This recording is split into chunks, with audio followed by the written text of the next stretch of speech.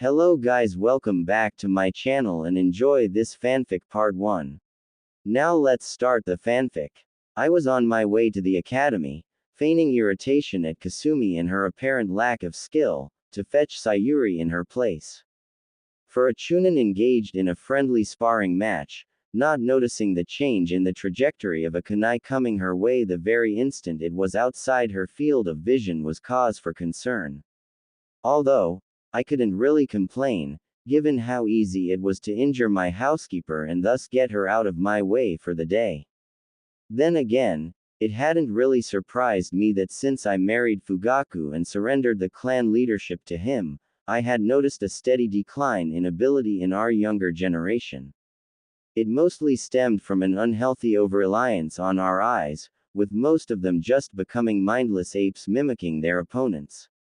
Worst of all, many seemed to be proud of that fact, not realizing that a generation ago, being called a copycat was one of the gravest insults to people bearing the Uchiha crest. Yet, with the spark of genius that was once present in every single member of the clan being absent in most, it didn't surprise me. To be fair, this development didn't start with Fugaku, if the accounts of our clan history are to be believed.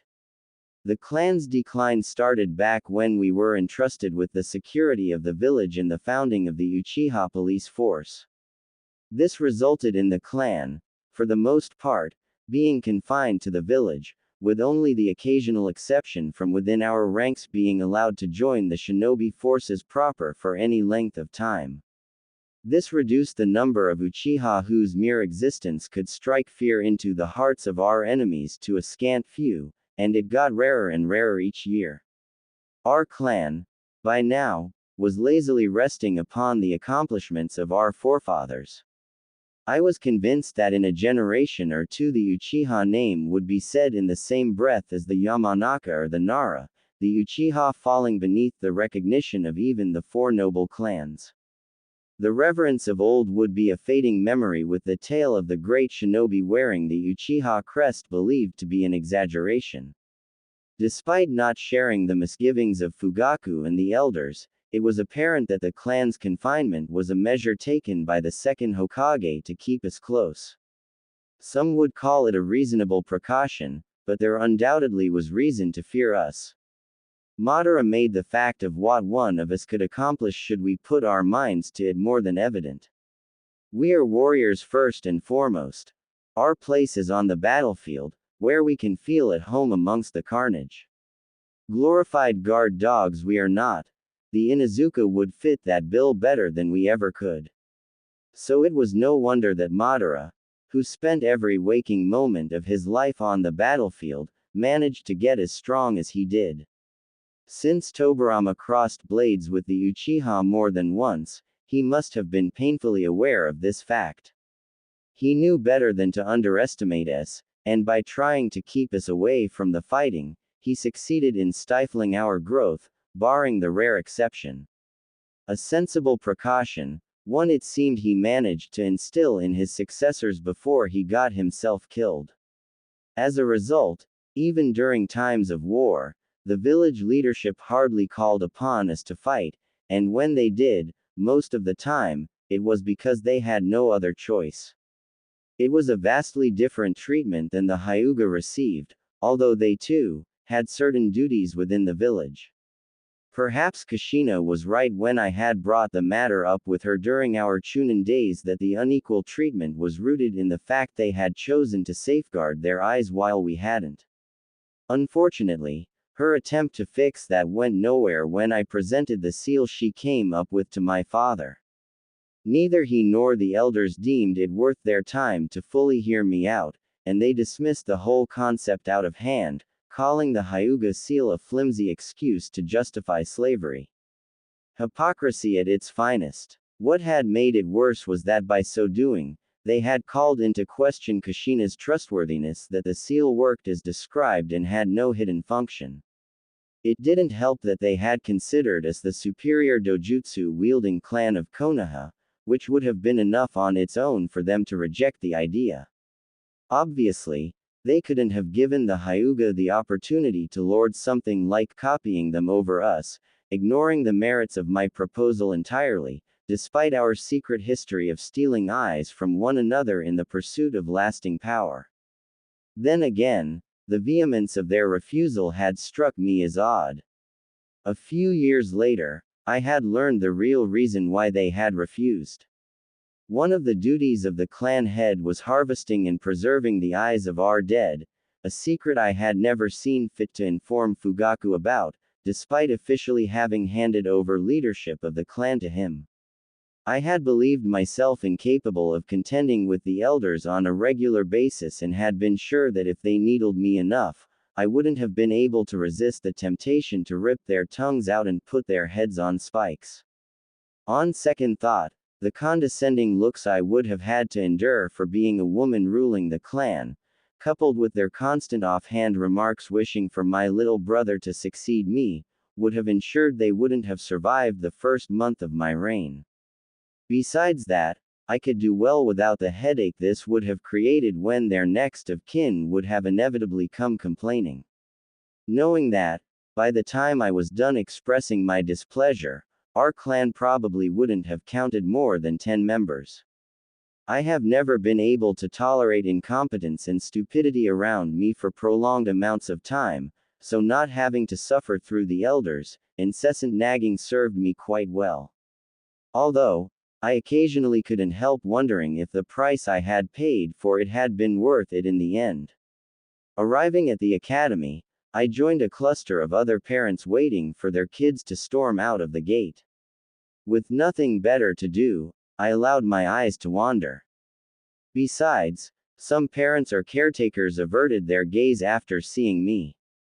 In some cases, they even went so far as unsubtly steering clear so as not to be seen associating with an Uchiha. I could understand the sentiment. Seeing your family being killed by what could only be described as a force of nature and then being unable to take their pound of flesh in retaliation was something many struggled with.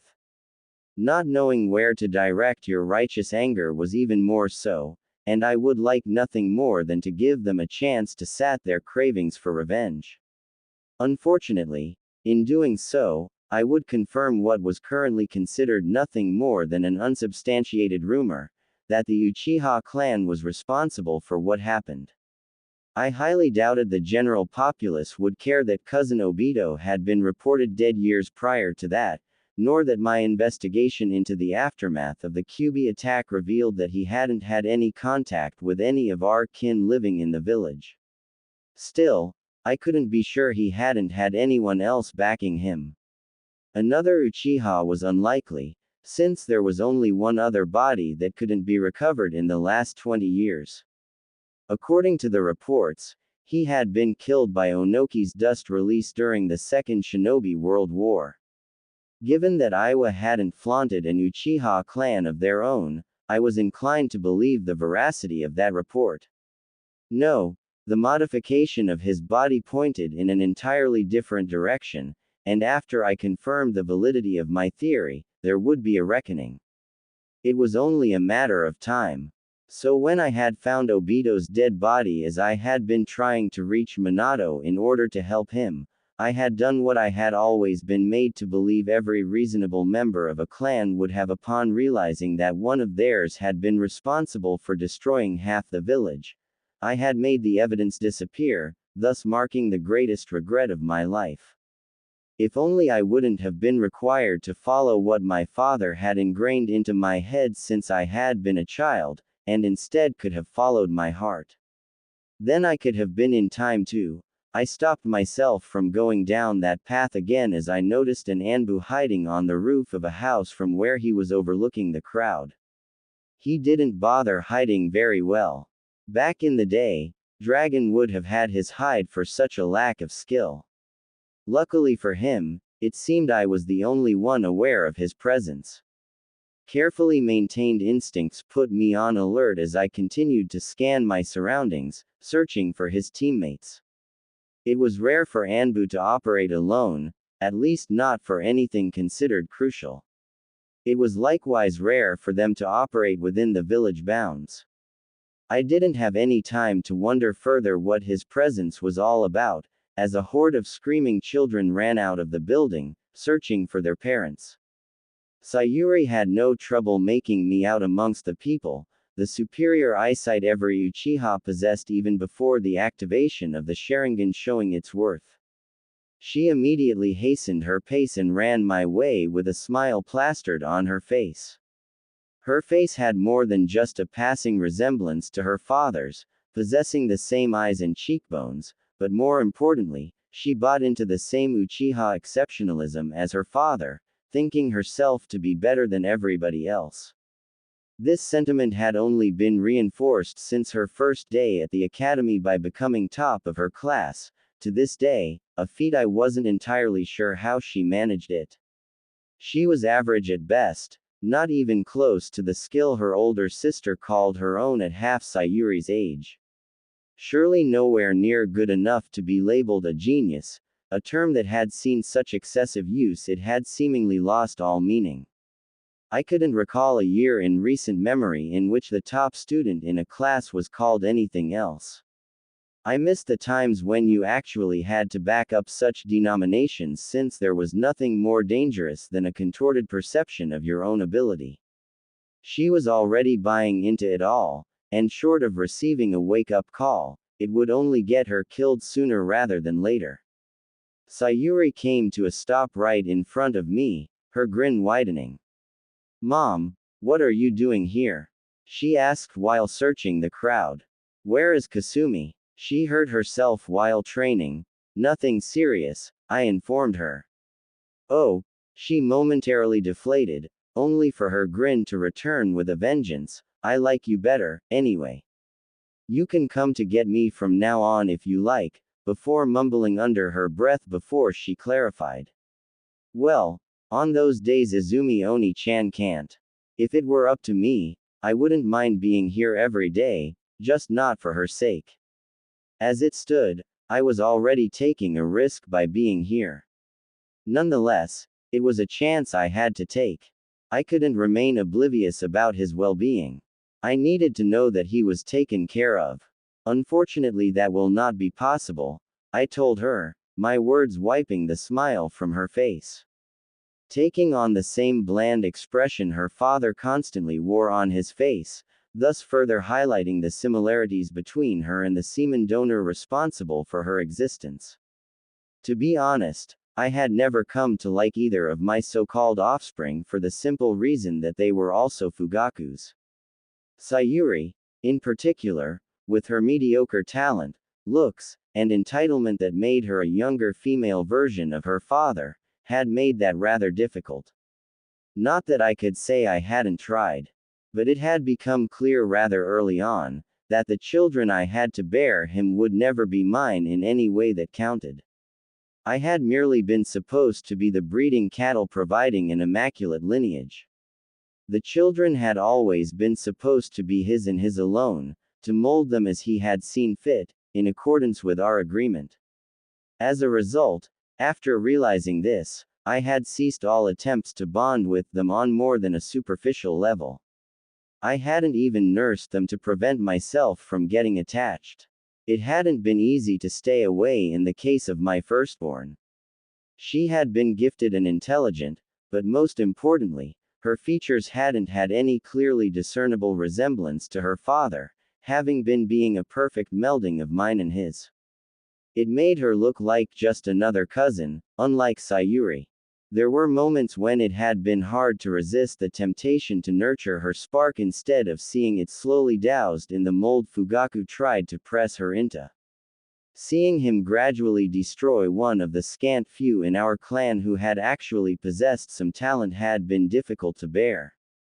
Naturally, she had easily exceeded her peers despite being under his tutelage, not that it had been challenging by any measure.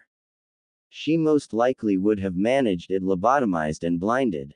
The problem was that by helping her, I would have had to renege on the agreement that had freed me from any kind of responsibility of leading a withering clan in exchange for 2 children and playing the perfect wife, his very own Yamato Nadeshiko. It had come to me easily enough. The role had not been very demanding, especially since I hadn't had to suffer his touch, not that I had believed myself to be capable of it.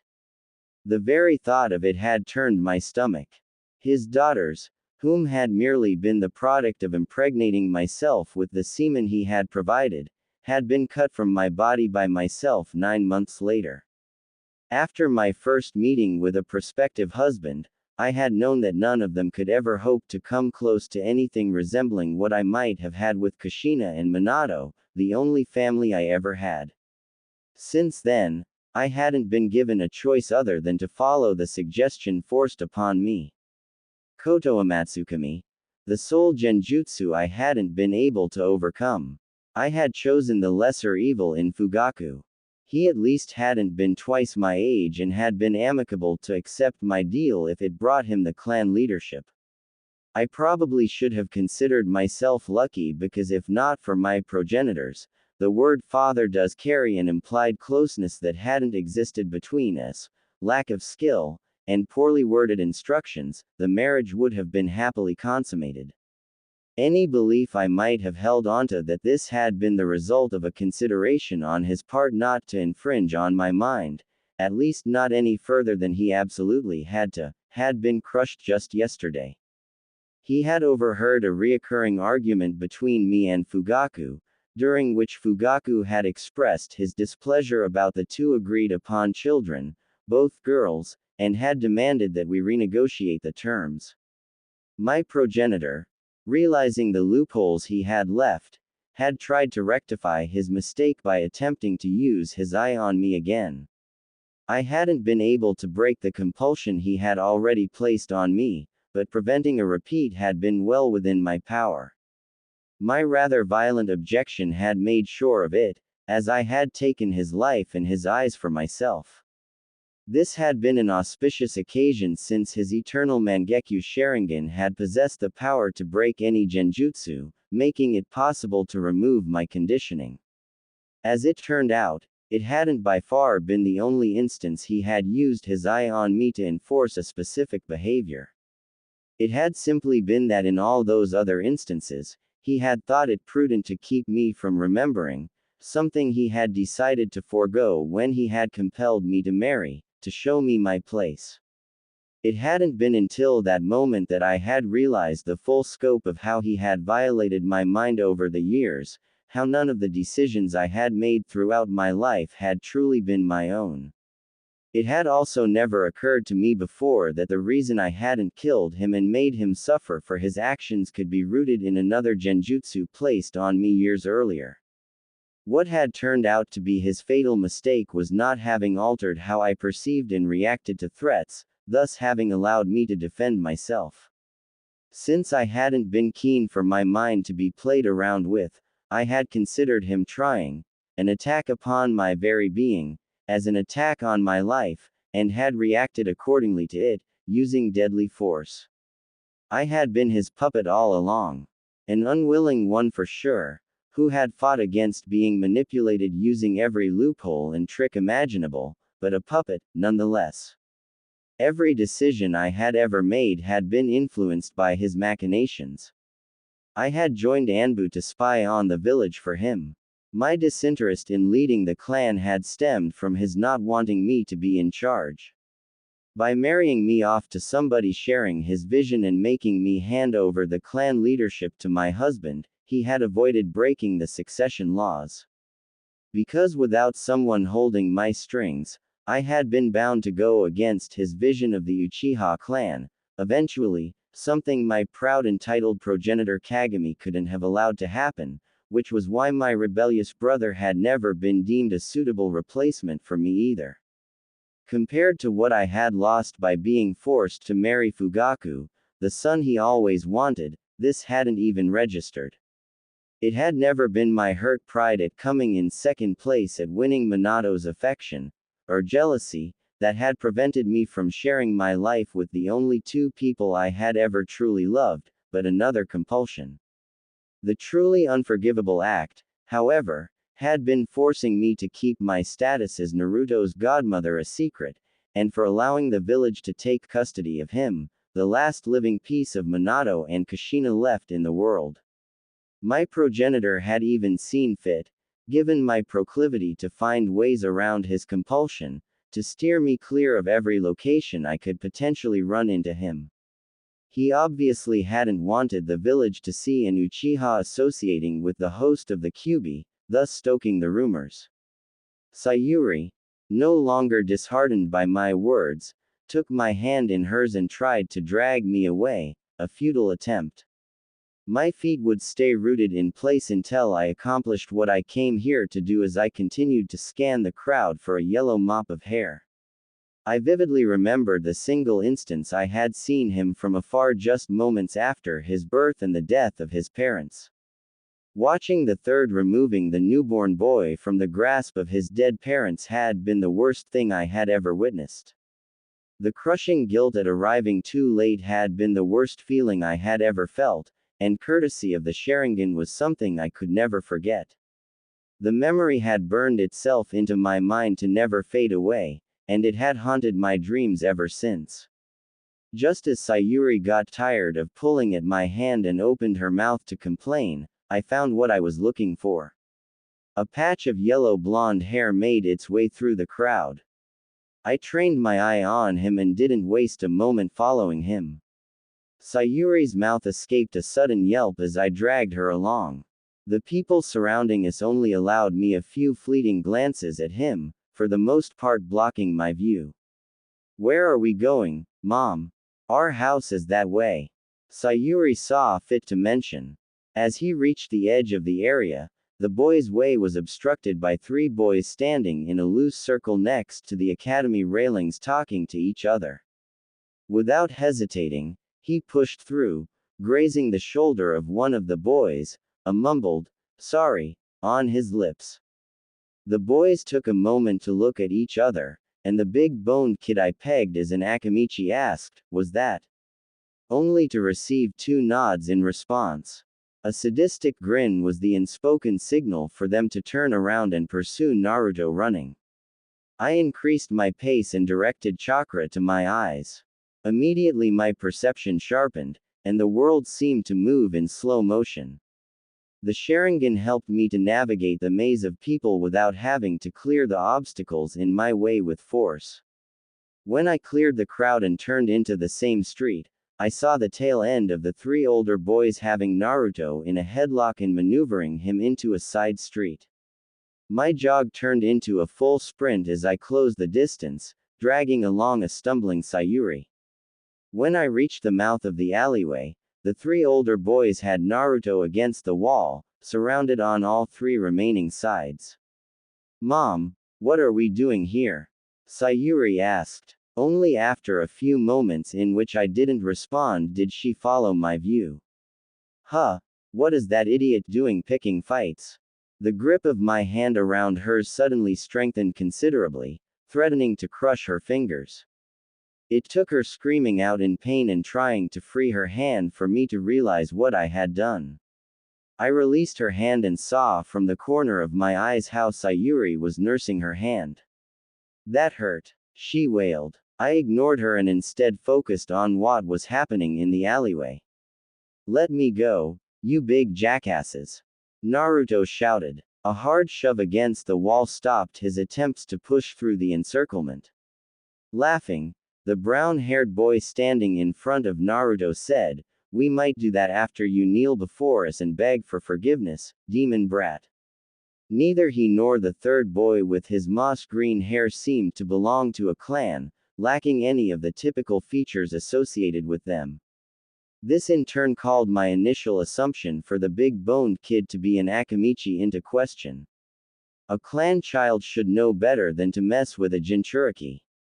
That was a term for which it was hard to put my disdain into words because none of the three people I knew who had qualified for carrying that distasteful designation deserved to be called human sacrifice. More importantly, how did they even know about Naruto's status? Wasn't it forbidden to talk to kids about it? The Anbu from before sunshined on top of the wall the boys were standing next to, interrupting my thoughts. This could only mean one thing. That he was Naruto's protection detail. So far, I wasn't impressed with his performance. As pleased as I was at his presence for rendering my interference redundant should this get out of hand, it also complicated things. It prevented me from making contact with Naruto if I didn't want the Hokage and Danzo to know about it. Just being here might suffice for my name to appear in the mission report of that Anbu operative. Another foiled escape attempt from Naruto made them change their strategy. Hold him, ordered the brown-haired boy. Naruto wasn't given a chance to react as the two remaining boys grabbed one of his arms each, holding him in place. I'm really gonna enjoy this, he proclaimed as he took a loose stance and punched Naruto in the stomach. The hit from the older boy, who was a full head bigger and at least 2 years older than Naruto, made him retch in pain. The only thing stopping him from crumbling into a ball on the floor were the hands holding him upright. I balled my hands into fists, and my head tilted upwards, glaring at the Anbu operative. Since he hadn't intervened yet, I wondered what it would take for him to do so. Meanwhile, the brown-haired boy threw his second punch, a well-placed right hook that made Naruto sputter blood on the big-boned kid's shirt. Hey, careful, he protested at his friend, taking a step to the side. My bad, the brown-haired kid apologized, scratching the back of his head. Just make sure it doesn't happen again. It's bad enough I have to touch him. Hearing this, I clenched my fist even harder, my nails painfully digging into the palm of my hands, and one thing became abundantly clear to me: my progenitor's death came far too swiftly and easily. He deserved to suffer for months on end. He should have died begging for his death. Nodding, the brown-haired boy returned to his stance and once more landed a devastating hit on Naruto's stomach that lifted him from the ground. Despite that, the Anbu continued to observe and didn't see fit to act at seeing his charge being pummeled. I, however, had seen more than enough, kicking up a thumbnail-sized stone at my feet straight up into the air. Waiting for the stone's descent, I kicked it again shortly before it could touch the ground, propelling it at Naruto's attackers. A dull sound resounded as the stone hit the moss-haired boy facing away from me in the back of his head. The force of the hit made him stumble forward, releasing the grip on Naruto's arm at the exact same time the brown-haired boy swung his fist for the fourth time.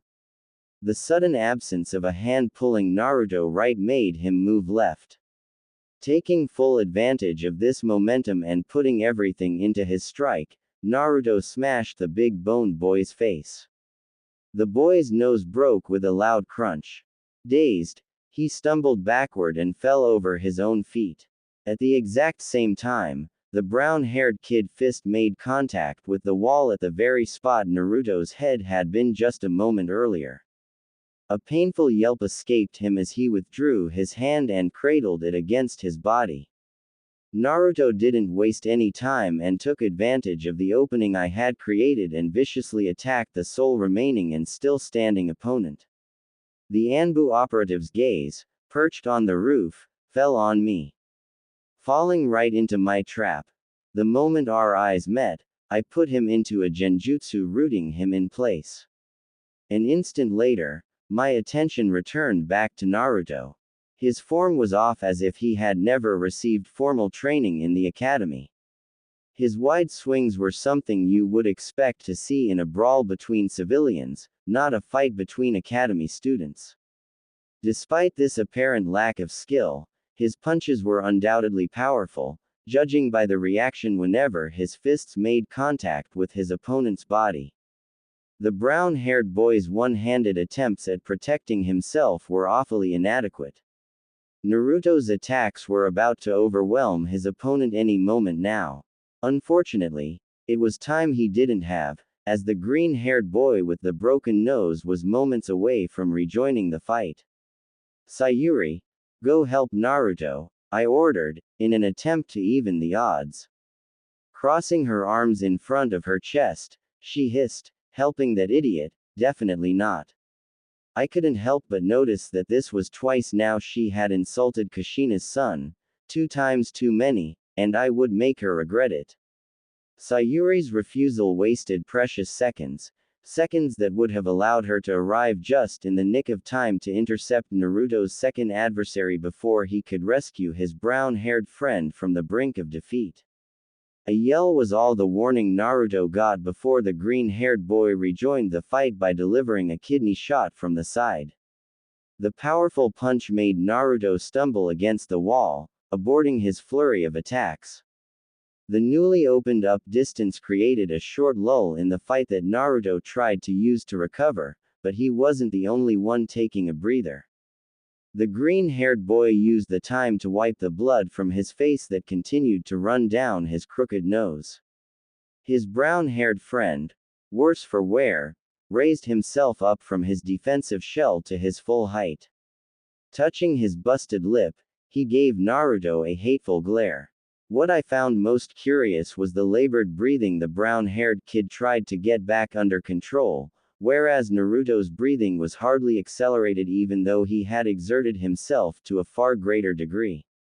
It was a testament to the famed endless Uzumaki stamina. With a nod shared between the two kids, they once more advanced on Naruto, trying to flank him. Naruto, who had leaned against the wall, pushed himself upright and put up his guard for round 2. In the meantime, I was torn between stopping the fight and allowing it to play out a bit further now that Naruto was in a position to defend himself against his attackers. At the end of the day, a fight like this with no rules was a rare chance to get an accurate measure of his character. I needed to see what he was made of before irrevocably tying my fate to his. So far, it seemed he had gotten more from his mother than just his stamina. Minato, by this point, would have made a run for it, either realizing the danger of facing multiple opponents at the same time posed, or getting them to split up and ambush them separately. Kushina, on the other hand, would have been too stubborn to employ such tactics and would have stayed and slugged it out to the last one standing, just like her son. Staying my hand for the moment, I watched the fight proceed. His opponents shuffled closer and closer in an attempt to make use of their greater reach. They tried to keep Naruto at bay while they hammered him from two opposite sides, realizing he could only effectively defend against one of them at a time. Naruto was having none of it. Instead of allowing himself to be cornered, with his back literally against the wall, he went on the offensive. I couldn't tell if he instinctively sought his fortune by attacking, or if analyzing the facts and concluding it was the most promising tactic to apply. Either way, it was the right choice to make. Take out one of your opponents as fast as possible before he can receive help or a breakthrough to end the encirclement, at least momentarily. The problem was both of his opponents had superior range, were bigger and had around 40 pounds more mass than Naruto. Unlike last time, they were alert, no longer underestimating him, and it showed.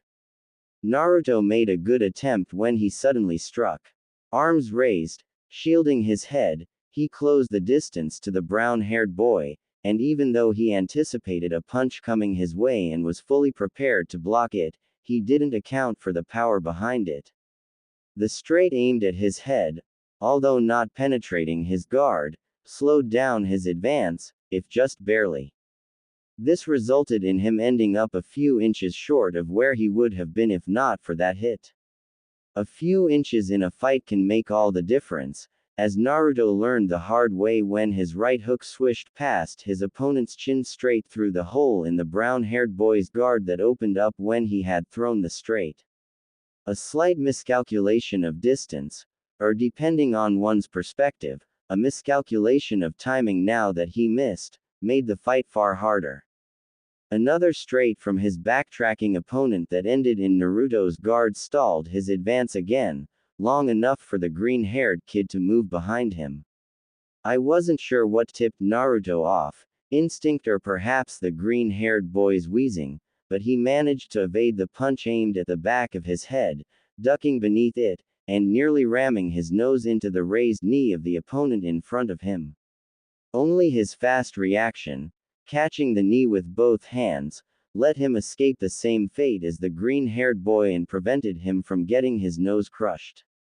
Unfortunately, with his hands occupied, the middle kick from the green-haired kid hit home. Naruto was struck an inch above his hip and stumbled backward, in the direction of the big-boned kid my stone throw had taken out. The two standing opponents drew closer from the front, trying to herd him closer to their downed friend. I didn't think he would be in any condition to render them any help for a bit longer, since he was still dazed, lying on the floor and arms raised protectively over his head, nursing his injury. Neither did I think it was what they had planned. It was more likely they hoped to get Naruto to trip over their friend to give them a chance to pin him on the ground, which, if successful, would end the fight decisively in their favor. Naruto, given his far smaller stature, would have no chance to escape their grasp. They relentlessly attacked Naruto, who tried to minimize the damage he suffered by putting up his arms and curling in upon himself, thereby reducing the surface area that could be struck. Meanwhile, he was waiting, looking for the opportunity to launch a counterattack. An opportunity he realized, after one punch after the other battered his defense, with some even penetrating it, wouldn't arise if he didn't create it himself. His opponent's longer reach, double the number of limbs, and doing their best at covering each other's mistakes sufficed at keeping him at bay. He chose to do it in a way that would have made his mother proud and embarrassed in equal measure. Proud because I knew for a fact she had done the same at least once, leaving no doubt that Naruto was definitely her son. Embarrassed because it was a stupid thing to do. No one in their right mind would forego defense and decide to trade blow for blow. Still, that was what he chose to do. Without any regard for his health, he was giving as good as he got as the three of them were beating each other bloody. A punch followed by a punch, a kick by a kick, with the occasional counter mixed in. It made predicting who would win a thing of impossibility. The outcome would be determined by who could take more punishment, something I usually would never dare bet against an Uzumaki and certainly not against Kushina's son On, but it might just as well come down to who landed the lucky punch. Given that Naruto was fighting against two, the odds were not in his favor. Additionally, I had no intention of allowing for the off chance his spirit could end up broken by losing a meaningless fight in a side street. I was about to step in and put an end to the fight when there was a sudden shift. Naruto, who until mere moments ago had been severely struggling, with his defense entirely consisting of the occasional block, and out of nowhere, added parries to it. This allowed him the masterful deflection of even their fastest attacks. It took him only a few more exchanges, and he started to slip around their attacks. He was reading them like an open book. After a short adjustment period, not lasting more than a few heartbeats, he was entirely evading any hit, leaving him to dish out the hurt. His wide and flailing swings from before in just a few exchanges gained a precision I would not have think him capable of for a few years yet. He was accurately, and with perfect timing, striking whenever there was an opening to exploit. By now, he was taking them apart, the slugfest having turned into a one-sided slaughter. It nearly seemed as if, but that couldn't be, if only he wasn't fighting with his back to me so I could make sure. I was about to dismiss the thought as nothing more than mad ravings when he slipped under a punch, and by so doing, had to turn his head slightly when I caught a glance of something that should be outright impossible. How could he have a Sharingan, the ritual? It all suddenly occurred to me.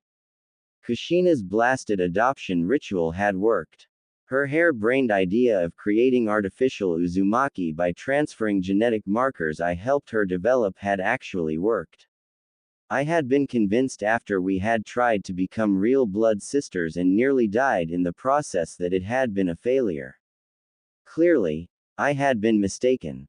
The boost in chakra capacity and the increased density I gained in the aftermath were decidedly not the results of my training efforts as I had initially believed, and Kushina had never mentioned anything because shortly after our folly, she had discovered she was with child. Suddenly it all made perfect sense. We used that ritual in April, and Naruto was born on October the 10th. By then, she must have already been pregnant. That was just like her. Only the scatterbrained Kushina could lose track of her cycle like that. Then the realization hit me. This meant nothing else than that Naruto wasn't just Minato and Kushina's child, he was mine as much as he was theirs. He was mine too, I couldn't help but grin. Convinced of Naruto's impending victory, my focus wavered, and I allowed myself to get distracted by my thoughts. As a result of that momentarily slip, I only registered the steps behind me as they came to a sudden stop. What the was as far as the shrill voice of a rotund woman managed to get when my eyes landed on her. She stilled instantly as I put her in a genjutsu and made her walk into the mouth of the alley to avoid attracting undue attention. When I turned back to the fight, I saw the tail end of how the big-boned kid smashed a brick from behind against the side of Naruto's head. A single moment of inattention threatened to destroy everything I thought I had just found.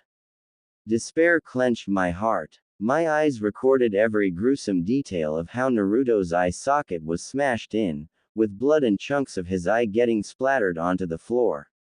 Another memory, ripe to be added to my collection of the ever-increasing number of my failings, that would undoubtedly haunt me for the rest of my life. A punishment fitting the crime of allowing Naruto to be injured. I pushed myself to go faster, faster than I ever moved, to reach Naruto, fully aware that despite all my powers, it just wasn't enough. I was once again too late to protect what was most dear to me. And the Sharingan, my clan's lauded bloodline, once more proved to be a curse, ensuring I could never forget another one of my failings. Naruto crumbled into a heap on the floor, unconscious.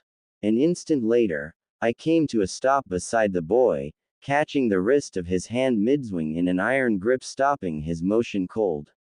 Looking him up and down, I didn't think I had ever felt so much hatred for a person as I did for him at that very moment, as not even my progenitor registered. It would be so easy to snuff the life out of these insects for having dared to raise their hands to my Naruto. In the last moment, my calculating mind prevailed over my raging feelings, and I only ended up kicking the kid's feet from under him while holding onto his hand. His shoulder dislocated, accompanied by a sickening crunch, and he landed painfully on his side. A glance in my eyes kept him from crying out in pain. I wouldn't want his screams to alert anyone. Naruto had two other adversaries attacking him from the front, which I had put under a paralyzing genjutsu on my approach, keeping them in place. I might have need of them, especially should I decide that further punishment was in order. This time I wouldn't allow my prey to escape me into the clutches of death, not before they made amends. I didn't waste another second on that human trash. Kneeling down next to Naruto, I carefully turned him onto his back and lowered his head to the floor, clinging to the hope that up close, the damage to his eye would be far less severe than it seemed. That hope evaporated into thin air when I finally saw his face. His eye socket was a bloody ruin, his eye destroyed beyond repair. Only a few tiny bits and pieces of it remained after it had popped. Desperate, and unwilling to accept this, I used the mystical palm technique trying to fix it, even though I knew it was futile. Jutsu in hand, in the middle of bringing it closer to his face, I halted mid-motion, unable to believe my eyes as right in front of me, his injuries began to rapidly heal. The chunks of flesh connecting to each other grew in size, and within moments his eye regenerated as if it had never been damaged. Wiping the blood from his face, I couldn't help but notice, seeing him up close for the first time, how much he looked like a perfect blend of Kushina and Minato. He had his father's yellow blonde hair combined with Kushina's round chin and cheekbones, and now it seemed he had my eyes. The raw power they had emitted was unlike anything I had ever felt before. To confirm my suspicion, I used a diagnostic jutsu and found myself surprised at how much even I had underestimated the density and sheer amount of chakra at his disposal. He easily outclassed anyone in the village, and the gulf would only grow wider as he grew older. In addition, I couldn't find a single scar or other lasting damage on his body, even though he was malnourished and seemed to lack some vitamins and minerals. I couldn't even imagine how powerful a shinobi he could become with the right tutelage. He was perfect. Our perfect little boy, Kushina and Minato, I thought to myself, with my lips curled upwards as I caressed his cheek. From now on, I would make it my life's mission to protect and care for him, as it always should have been. The beginnings of a plan formed in my mind. Sayuri's careful approach, eyeing the downed kids, reminded me that we weren't alone. My gaze flickered to the big-boned kid on the floor. It would have been easy to assign full responsibility for why my Naruto got hurt to him, but that would just be lying to myself when, in truth, I was to blame. It was my presumption that the big-boned kid lying on the floor was incapacitated which had led to this. He must have shaken off his days when I wasn't looking, and, upon realizing there was still a fight going on, must have reached for the first thing in the immediate vicinity and found a loose brick.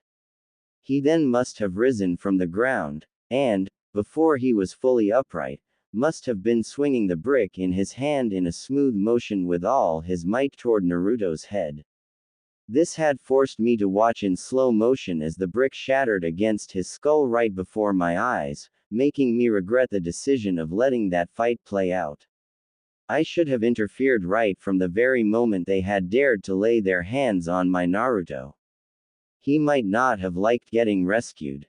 After all, Kushina certainly never had, with one exception, when Minato did the rescuing, but at least he would have been safe, and none of this would have ever happened. Kushina would have scoffed at me, "Don't sweat it, Mickey. There was no lasting harm done, and you can't always protect him. What you can do is teach him to do it himself." For all the goofing around she was prone to, she had a habit of voicing profound wisdom out of nowhere. Oh, how I missed that crazy redhead. She would have been right. This insect wasn't worth my time. I returned my attention to my Naruto. Making sure to numb his pain receptors, I took out a scroll and retrieved an alcohol-filled cylindrical bottle from within, and removed the cap. Stroking through his hair, I steeled my nerves for what I was about to do. No matter how much I would rather not hurt my baby, even if I knew it was only temporary, it had to be done. I needed to know, for his sake. Carefully lifting up the eyelids of his left eye with one hand, I worked my thumb index and middle fingers slowly under the eyelids until I could grab his eye. A small yank later removed it from its socket, and with a chakra scalpel, I severed the optical nerve. I waited, holding the eyeball in my hand until I saw him regenerate the eye I just took, and only then placed it in the bottle and proceeded to take his other one. A retching sound reminded me that I wasn't alone. A glance over my shoulder showed me how my daughter desperately tried to keep her breakfast down. Since I couldn't allow her to contaminate this site, I put her under a quick genjutsu, which had the added bonus that it also prevented her from voicing any questions. Not that it would make a difference even were I to answer them, since I fully intend to be the only one who remembered this incident had ever occurred. Closing the lid on the bottle, I sealed it back into the scroll. Cradling Naruto in my arms, I stood up and carefully positioned him against the wall. He would wake up any minute now. Concentrating more chakra into my eyes activated their advanced form. Seeking out the gaze of all 5 other people present one after the other, I went to work and modified their memories, or in Sayuri's case erased the knowledge of ever being here. Except for Sayuri, they would remember Naruto kicking the 3 kids, and since I made sure he would be the first to wake, they wouldn't doubt it. Waking, lying in their own blood with their prey turned predator nowhere in sight. I made sure the woman, who turned out to be the big-boned kid's mother, the family relation undeniable, wouldn't take too kindly to her child beating on someone younger, a mild lingering suggestion that the Hokage wouldn't like it if someone hurt the QB brat doing the trick. The Anbu was the only one for which I took my sweet time sifting through his memories. They were a treasure trove of information, although most of it was not really useful to me other than learning that Anbu were used with increasing frequency to watch the Uchiha compound and to shadow its members when outside. The only conclusion to be drawn from this was that we were under surveillance.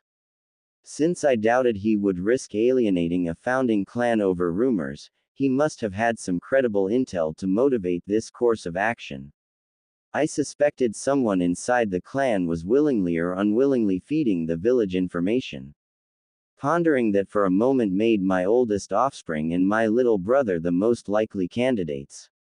They were amongst the small number with the necessary skill, had ties outside the clan, and given they both were Anbu enjoyed the trust of our village leader. I had known Fugaku would be an obstacle to my plans, but I had assumed for entirely different reasons, and this certainly complicated things. If I wanted to preserve the clan as a tool, dedicating it to one goal and one goal only, safeguarding Naruto, then taking drastic measures was inevitable.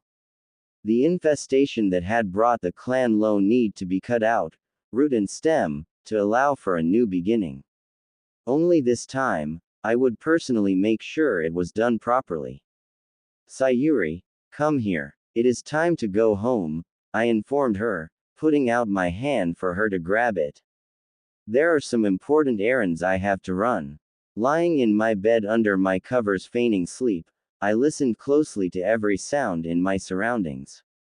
I could hear Fugaku snoring from his room at the end of the hallway, the friction of Sayuri's blanket brought about by the lifting and lowering of her chest, and absolute silence from Azumi's room. A casual look into her memories during supper disclosed that she was out guarding my Naruto tonight. She would have been the only person in the house I would have had to take extra precautions not to wake. Unlike Fugaku, she was taking missions outside the village. Her senses and instincts had been honed by regular brushes with death. Outside the house was a different matter. From the memories of my Naruto's Anbu detail, I knew they were watching our clan compound. It had been rumored among those of us who regularly wandered into the village proper that the number of Anbu operatives around our compound had seen a notable uptick in recent months, a rumor I knew to be true since my run-in yesterday.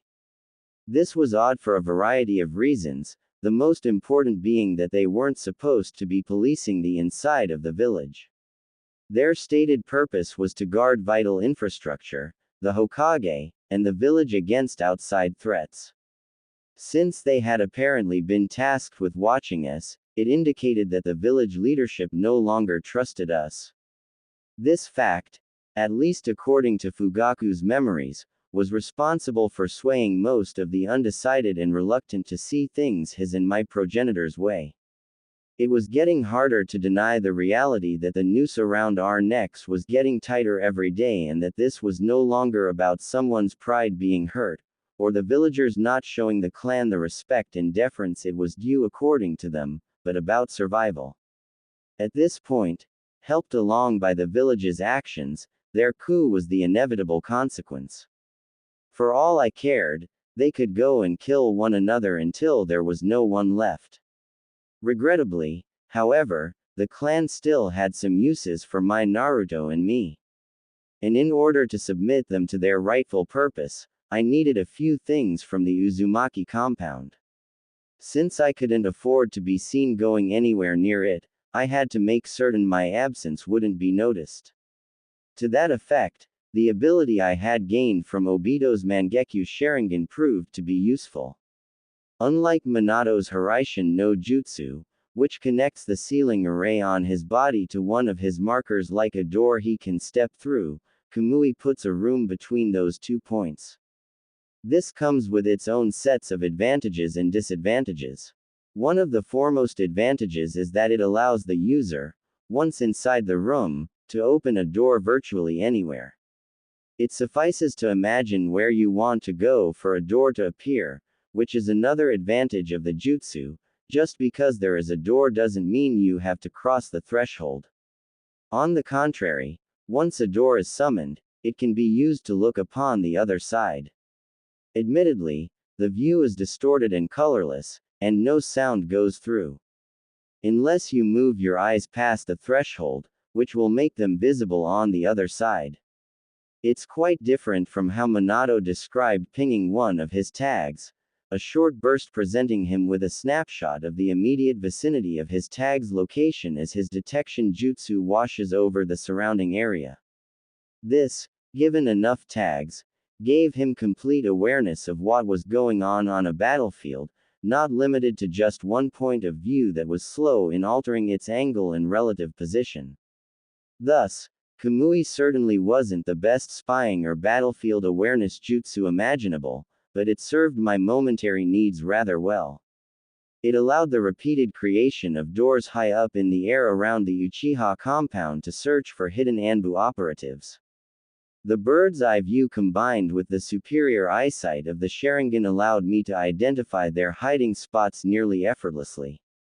With chakra sensors that were worth anything being rarer than a drop of water in the desert, and the occasional sensor the Yamanaka clan produced hardly deserving the name, I only had to make certain that no Hyuga was amongst those watching us, since I doubted one of them would miss my sudden disappearance. The animal mask and cloak most solely relied upon to hide their identity made identifying the Anbu clan affiliations difficult, but it was not impossible if one knew what to look for.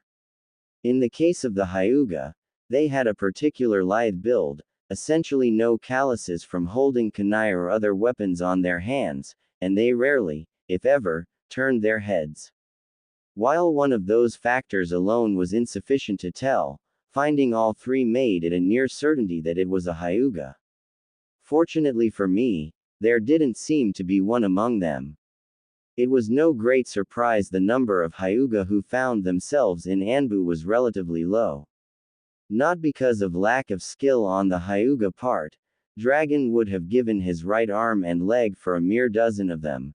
Their ability to gather intelligence was unmatched, but the caged bird seal made branch members liabilities since they come equipped with torture and deadman switches not under the control of the village. As a precaution, I also looked outside the Uzumaki compound. All it would take would be a single Anbu seeing me appear out of nowhere to ruin it all. It was presumptuous to assume that the residents of the former Hokage wouldn't be watched, despite it being protected by seals Uzushio would have been envious of. According to Kushina, Uzushio's downfall hadn't gone by Mito without leaving marks. She used the last years of her life to turn the already formidable protected Uzumaki compound into a venerable fortress.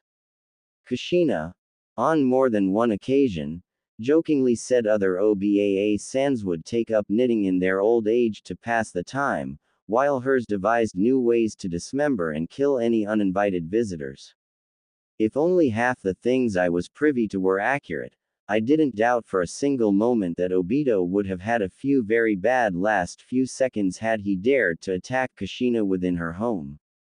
Still, thinking about this made me furious, because if not for those precautions the first thought up, she wouldn't have had to give birth inside a cave to protect his precious village, and Kushina would still be alive. The assumption alone, that no one in the decades since it was built would have stumbled over that secret cave just a few leagues away from the village and deduced its purpose, was outright presumptuous, but the illusion had to be maintained, which was the reason the few Anbu who accompanied them couldn't have been from a clan.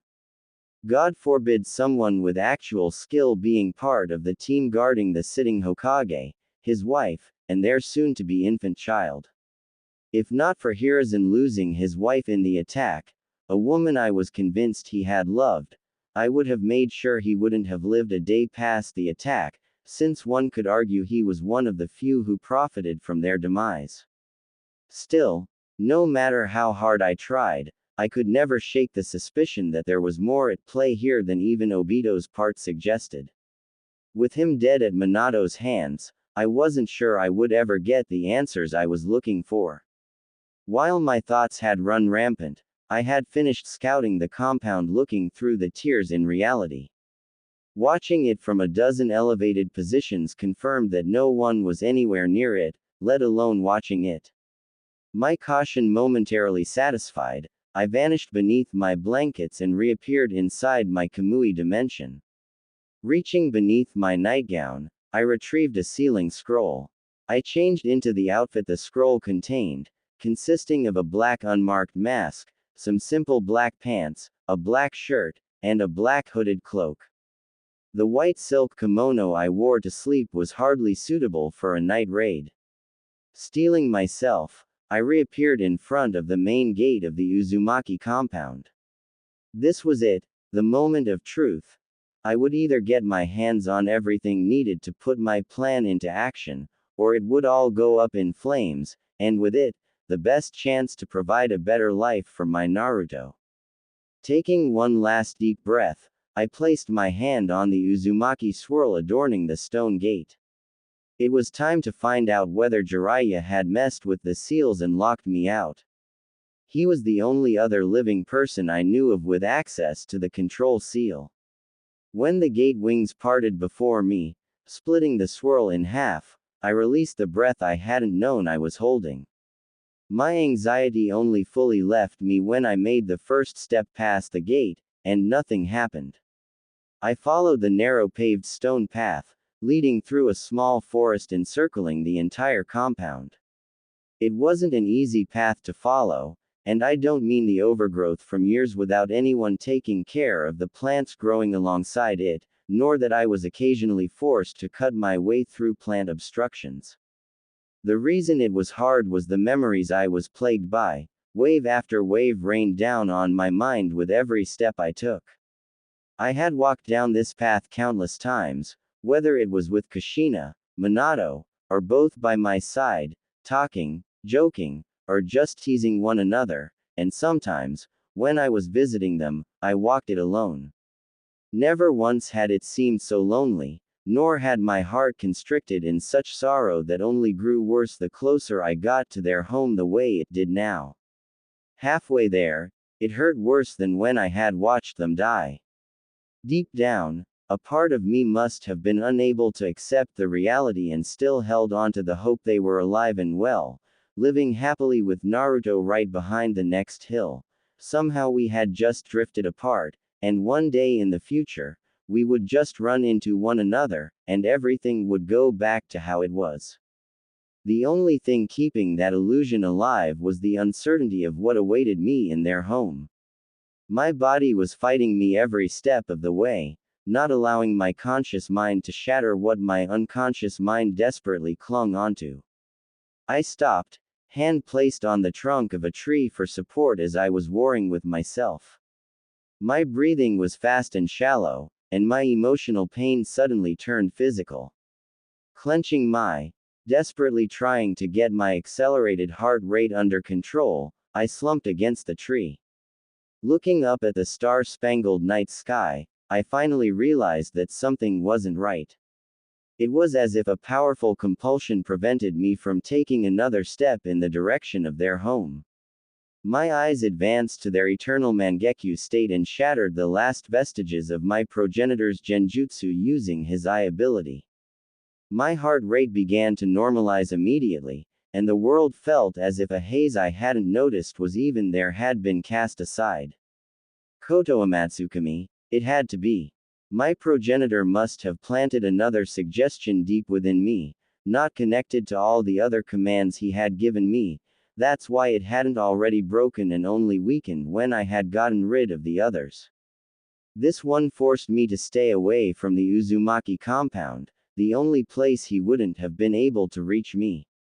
It became clear, even though I hadn't been allowed near Naruto, why, in all those years, I had never sought solace in their home, why I had never visited to wallow in reminiscences, and why I had never bothered to come here to take a keepsake to remember them by. Insidious is the only term fitting to describe Koto Amatsukami. Allowing the mind of the affected to justify their actions deserves nothing less. However, now I knew what I was looking for. Sifting through own memories, I began to question every decision I had ever made, looking for anything I had done that seemed out of place. It was only when I was completely convinced that this time it really had been the last genjutsu compelling me and that I had fully regained my free will did I stand up and resumed my travel. Emerging from the forest, I came to a stop on the small hill overlooking the enormous building complex in the middle of the clearing. It was a sobering sight to see the once beautiful and well cared for garden from my memories covered in weeds. Their growth had gotten rampant with no one here to rein it in, choking the life out of crops, herbs, and flowers. It wouldn't stay that way for long if I had anything to say about it. At a measured step, I cleared a path through the greenery right up to the front porch of the main building. Placing my hand on the handle was all it took for the door to swing open. Compared to the garden, the inside of the house was the complete opposite, spotless and clean. My first stop was the master seal in the basement. I had been in this remote part of the house only once before. During Kushina's pregnancy, shortly after she asked me to become Naruto's godmother, she had led me through this part of the house until we ended up in front of a heavily reinforced door. She, with a sheepish smile, had reached above the doorframe, and her hand had come back with a key. She had then proceeded to use the key to open the door. Standing before the very same door, I, too, reached above the doorframe and swept for the key I hoped was still there, since getting access to what was behind that door was instrumental to my plans. When my fingers curled around what I was looking for, it took a load off my mind. The key was warm to my touch, a step below being unpleasant, and vibrated in my hand, making its displeasure at being wielded by a non-Uzumaki known. It felt like only yesterday that Kushina had had a stern talk with it, explaining in great detail the concept of a godmother before the key allowed me to so much as touch it. It helped to put into perspective why the whole world considered all Uzumaki to be nuts. Talking to a key, you couldn't make that up. As I placed my hand on the wall, the lights adorning it flared to life, illuminating the spiraling staircase leading deeper into the basement, leading into a small antechamber containing only a single monstrous door on the opposite side of the stairs. Time had done nothing to lessen the impression I got from the door since the first and only time I had visited. The intricate seal carvings adorning it still gave me that ominous feeling that a single wrong step could be my last. Looking down at the key in my hands, I couldn't help myself and addressed it. "I'm aware you don't like me, but I need to get into the vault. It's important to protect Naruto, Kushina-chan's son. I couldn't be sure if it would do me any good in dissuading the key from having me killed, but it at least calmed my nerves." I got my answer when the key's temperature sank. Not wasting any more time, I put the key into the door and with bated breath, waited for the heavy double doors to swing open and give way to the extensive library full of scrolls hidden behind them. Although not nearly as extensive as the Uchiha library full of jutsu we stole with a glance since the conception of our clan, it was still an impressive collection of knowledge encompassing every field of jutsu imaginable, the sole exception being the Fuinjutsu section. I doubted there existed a more comprehensive collection in all of the elemental nations short of the lost Uzumaki library on Uzushio. Fuinjutsu was a shinobi art that wasn't really practiced inside the Uchiha clan since it was the one art in which our eyes didn't grant us a noteworthy advantage over others. While it was helpful to be able to commit a once-seen unencrypted seal memory with perfect clarity, it did little to help one's understanding of it. It only allowed us to recreate an assortment of specific tools, akin to a blacksmith who could only make standard kunai unable to do anything else, even just changing the blade length or the handle being far outside our capabilities unless we put in the same hard work to study and practice any non-Uchiha would have to. That was what distinguished a true master of this art from the rest. The ability to create seals tailor-made to any given situation, an arduous and long path, most haven't had the patience to follow. This was especially true for members of my clan since there were numerous far easier paths, helped by their eyes, open to them. A path I, regretfully, had barely set foot on, despite both Kushina and Minato having walked it. Nevertheless, it was still a treasure trove of knowledge, albeit not the reason for today's visit. I would have to spend more time here in the near future than I would prefer when it came time for me to enter and catalog the Uchiha library I intended to take with me into it. Without pausing, I removed the key and attached it to the delicate metal necklace around my neck as I stepped through the door leading to the master seal. It was one of 4 doors, the other 3 leading to an armory, a forge, and a training room, respectively. It was a bland room beside some carvings on the walls, ceiling, and floor, all leading into a hip-high pedestal in the middle of the room. Hovering a few inches above the pedestal was a whitish-blue glowing orb roughly 1 foot in diameter. I placed my hands on the orb, just as Kushina had shown me. Immediately, the glow of the orb intensified, and the inside began to change. The chaotic milky swirling pattern slowed down, and the white hue separated into an assortment of different colors. At first, they took the shape of letters, then words that combined into whole sentences. With a mere thought, I selected the guest book and had a look at the last visitors and the dates of their visit. To my great relief, no one had seen fit to enter the compound after the Kyuubi attack, so I didn't have to fear any surprises, nor having to track down something that had been stolen. After another thought, I found myself staring at the compound's access list. My name was listed under Administrator, which I had assumed would be the case. The death of Kushina and Minato had promoted my prior status, and just as I suspected, I wasn't the only one whose status had been bumped.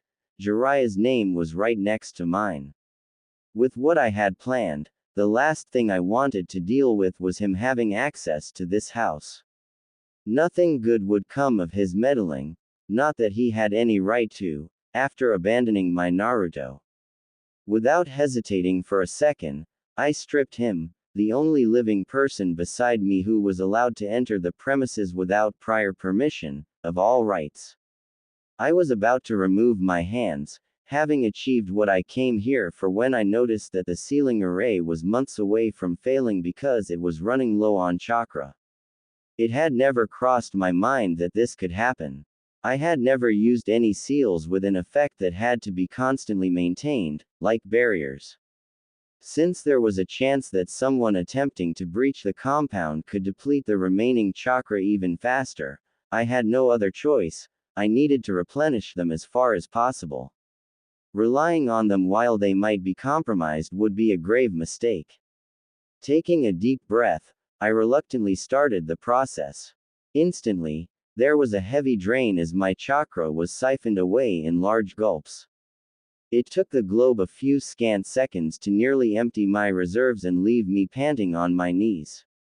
Despite being aware that the device was created with Uzumaki in mind and prepared for the drain, the speed with which it robbed me of my, for anybody not named Uzumaki, large reserves took me completely by surprise. Not being a censor, getting such a reminder of how vastly more chakra they had on average truly drove the point of why the Uzumaki were this highly regarded more than Kushina just shrugging off our training sessions ever could have. Thinking on it, the only times I had seen her show signs of exhaustion were when she had spammed high-level ninjutsu like a woman possessed during our spars. This only hardened my resolve. I took a few moments to recuperate before I tried to get back up. After a few unsure steps, I left the basement the same way I had entered it. I returned to the lobby of the main house, and, for a moment, just stood there staring up the stairs. It was one of the two large elaborate staircases hugging the right and left corners of the room, each spiraling upwards around a potted bonsai standing 10 feet tall in the center of each. It was the right side my eyes were focused on. I dreaded what I would find up there, the confirmation they were truly gone. Unfortunately, there was no escaping it. I needed to do this for my Naruto's sake. With a deep sigh, I began to move once more. As I was ascending the stairs, my fingers were caressing the wide railing Kushina and I had misused countless times as a slide when we were children. I couldn't recall a single instance of us walking down the stairs as normal human beings, not as apes, the words Mito Obasan used to chastise us with a grin plastered on her face whenever she caught us doing it. This was it, the final step, one more, and I would be on the second floor proper. From there, it was 20 more steps to Kushina's room, the first door to the right. I shook off the trepidation threatening to draw me into its grasp once more and at a hastened pace, closed the distance. I allowed myself one last deep breath with my hands around the handle before I pushed it down. The door opened seamlessly, and I couldn't stop a smile from forming on my lips, as I saw the metaphorical battlefield before me. Scrolls in various stages of being opened were not only strewn around on the large table and took up most of the right wall, but also littered the floor. In some cases, the scrolls were piled into heaps, the occasional clothing article mixed between them. It was like a look into the past. The seals placed throughout the house that prevented dust from settling made the room look like she was still living here and had just stepped out for a minute. Taking a few steps into the room, careful not to step on anything, I could only shake my head. It was a wonder Kushina could work at all in this chaos, let alone find anything. She was the exact opposite of Minato, being chaos personified while he possessed a near-compulsive need to create order. Sorting and labeling things was seemingly one of his hobbies. It was no wonder they had separate studies. They wouldn't have lasted a week without killing each other. Apparently, opposites do seem to attract, as they say. Now it was only a matter of finding what I was looking for. I had originally assumed a few hours would provide me with plenty of time to achieve all my goals in coming here. As my eyes roamed the room, I began to doubt that assessment. Well, there was no helping it, and with that thought in mind, I went to work. I started in the corner. I remembered Kushina hurling things at me whenever her frustration got the better of her. The scroll containing the seal intended to safeguard the Sharingan was no exception when I had told her about my progenitor's decision to refuse to use the seal, rendering all her hard work in coming up with it in the first place for naught as a result. Offering to pay her out of my own pocket for the time she had invested had done nothing to improve her mood. On the contrary, it had caused the opposite effect, and instead of placating her as intended, I had drawn her ire. It was one of the few truly heated arguments we'd had with each other. As Kushina had been affronted, I would think she would take money in exchange for a favor rendered to a friend. That was by that point one of the increasingly rarer instances in which she had proven her nickname had been a well-deserved one. Age, or the relationship with Minato, had surely been responsible for mellowing her out. Then again, when it came to Kushina, no matter how hard I tried, I couldn't picture age slowing her down. With what we had nearly ended up doing while in the middle of the argument, she had suddenly decided to turn the battle of words into a battle of strength and had tackled me onto her bed. It definitely had to be the with Minato. Nothing else made any sense when it came to her. I could still recall the feeling of her lips on mine, the hunger as she nearly devoured me whole. Fondly basking in that memory, I caught myself as my fingers absent-mindedly traced my lips. Giving in to a sudden urge, I walked over to her bed in the corner of the room and picked up her pillow. Just holding it in my hands allowed me to smell Kushina's scent, still clinging to it after all these years. Bringing it closer to my face, taking a whiff nearly overwhelmed me with all the memories it triggered. I had to fight the temptation to just lie down in her bed, wrap myself in her blanket, close my eyes, and let myself fall. Ignoring the time constraints I was operating under and the reason I was here in the first place, I couldn't bring myself to do it. This might very well be the only place that kept Kushina's fragrance alive, and the thought of denying Naruto the chance to get to know his mother's scent by lying in her bed because of my selfish desires made me feel sick. I placed the pillow back onto the bed and then returned to my work, making sure to not disturb this temple any more than absolutely necessary. I was carefully looking at scrolls for half an hour, and during that time, I came across the craziest ideas and was already reconciling with the fact the seal was no longer here and that I might have to look elsewhere. When I lifted another scroll from the pile and pried it open, I remembered some of the diagrams. This was the scroll. Placing it onto an unoccupied corner of the table, I released a seal. A device about the length of a kunai of cylindrical shape with a handle piece appeared. Kushina had designed it. In essence, a seal stamp, allowing one of two possible registered users to apply what she called a micro seal directly to someone's eyeball. Once the seal was applied, should the eye leave the eye socket or the person the eye belonged to died, the seal would activate and destroy the eye. I picked the device up and moved the slider forward, and a small needle emerged from within the object. All it would take to apply the seal to someone's eye would be pressing it against someone's eyeballs and pushing a little chakra into the handle. Creating a seal no bigger than a dot, it was so small it was barely visible. Moreover, if placed on the eye while the pupil was looking upwards and pulling the eyelid aside, it could be completely hidden, making a distinction between an eyeball with the seal and one without impossible short of a close-up inspection.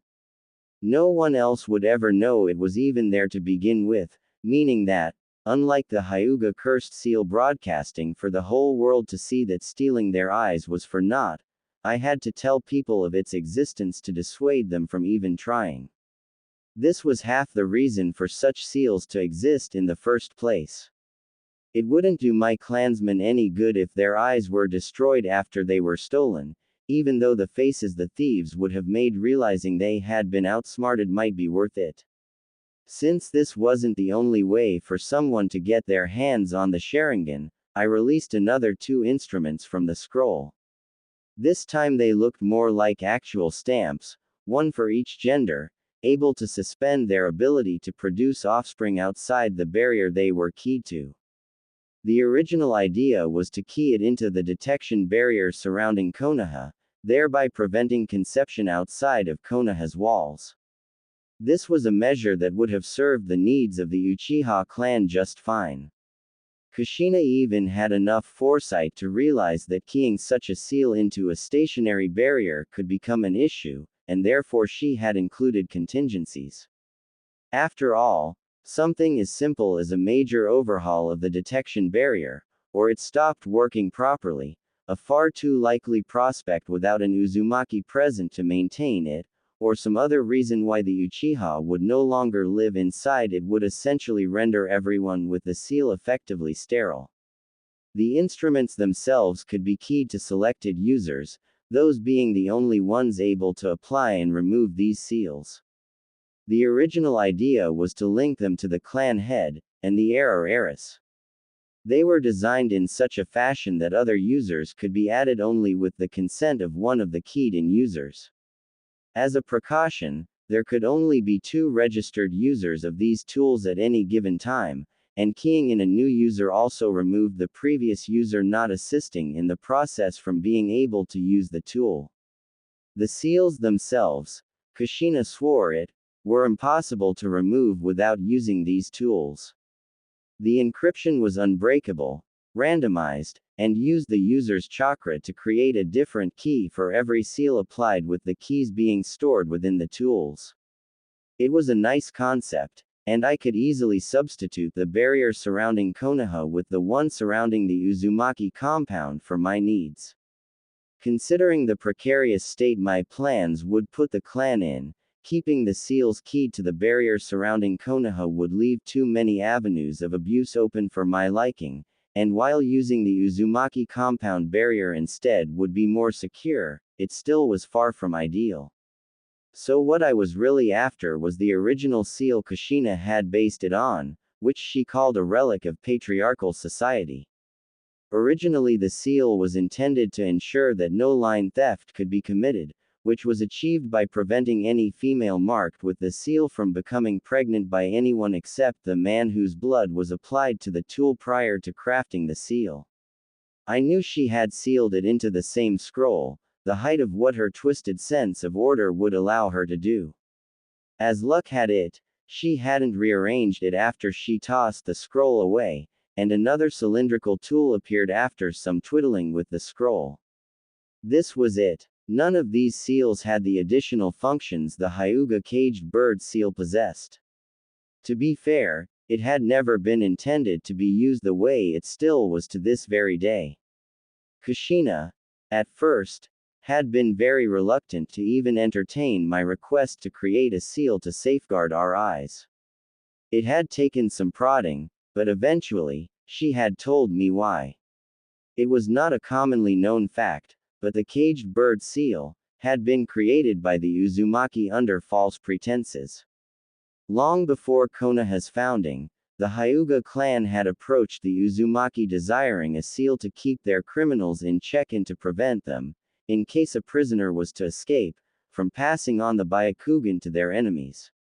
As the Uzumaki realized what the Hyuga had actually used the seal for, to say they weren't happy was an understatement, and this got the Hyuga blacklisted as recipients of Uzumaki seals. From what I had gathered, they had even considered cutting all ties to that particular seal, including waiving the fee the Hyuga had to pay. Seals are expensive. Customized reusable seals, in particular, were more so, but ultimately decided against doing it, not wanting to reward them for this. So the Uzumaki clan, to this day, grudgingly accepted the money just so the Hyuga couldn't hold onto it. Who would blame Kushina? Not wanting to go into the annals of history as the one responsible for another such folly was quite the understandable sentiment. Not that I would have ever considered such a seal. To inflict pain as a means of control was such a crude and barbaric method and completely unnecessary. All it did was foster resentment in the recipients, and considering that the caged bird seal wasn't foolproof, it was a spectacularly idiotic idea. No, I would have to rely on different tools to ensure the fealty of my clan. I didn't particularly like the prospect, but I wasn't in a position to be picky about my methods. That was the moment my eyes fell on a half-opened scroll lying on the table. I could only read a small part, but the words, prisoner, and execution, I managed to decipher aroused my curiosity. Giving the contents a once-over, I had a hard time believing my luck, and the urge to kiss Kushina came over me. Even from beyond the grave, she was still giving me ideas. Admittedly, this time it might actually not be such a bad one. Leave it to her to have seals for which most clans would gladly kill casually lying around with no care in the world. To be fair, the compound was virtually impregnable, and I had my suspicions about why the door handles leading into most rooms glowed when touched. Still, seals like this were supposed to be locked up behind the thickest door and defenses one could possibly find. Uzumaki. Time and time again, I was glad they were peace-loving people when they were still around, which hadn't stopped people even back then who considered them to be too scary to be allowed to live.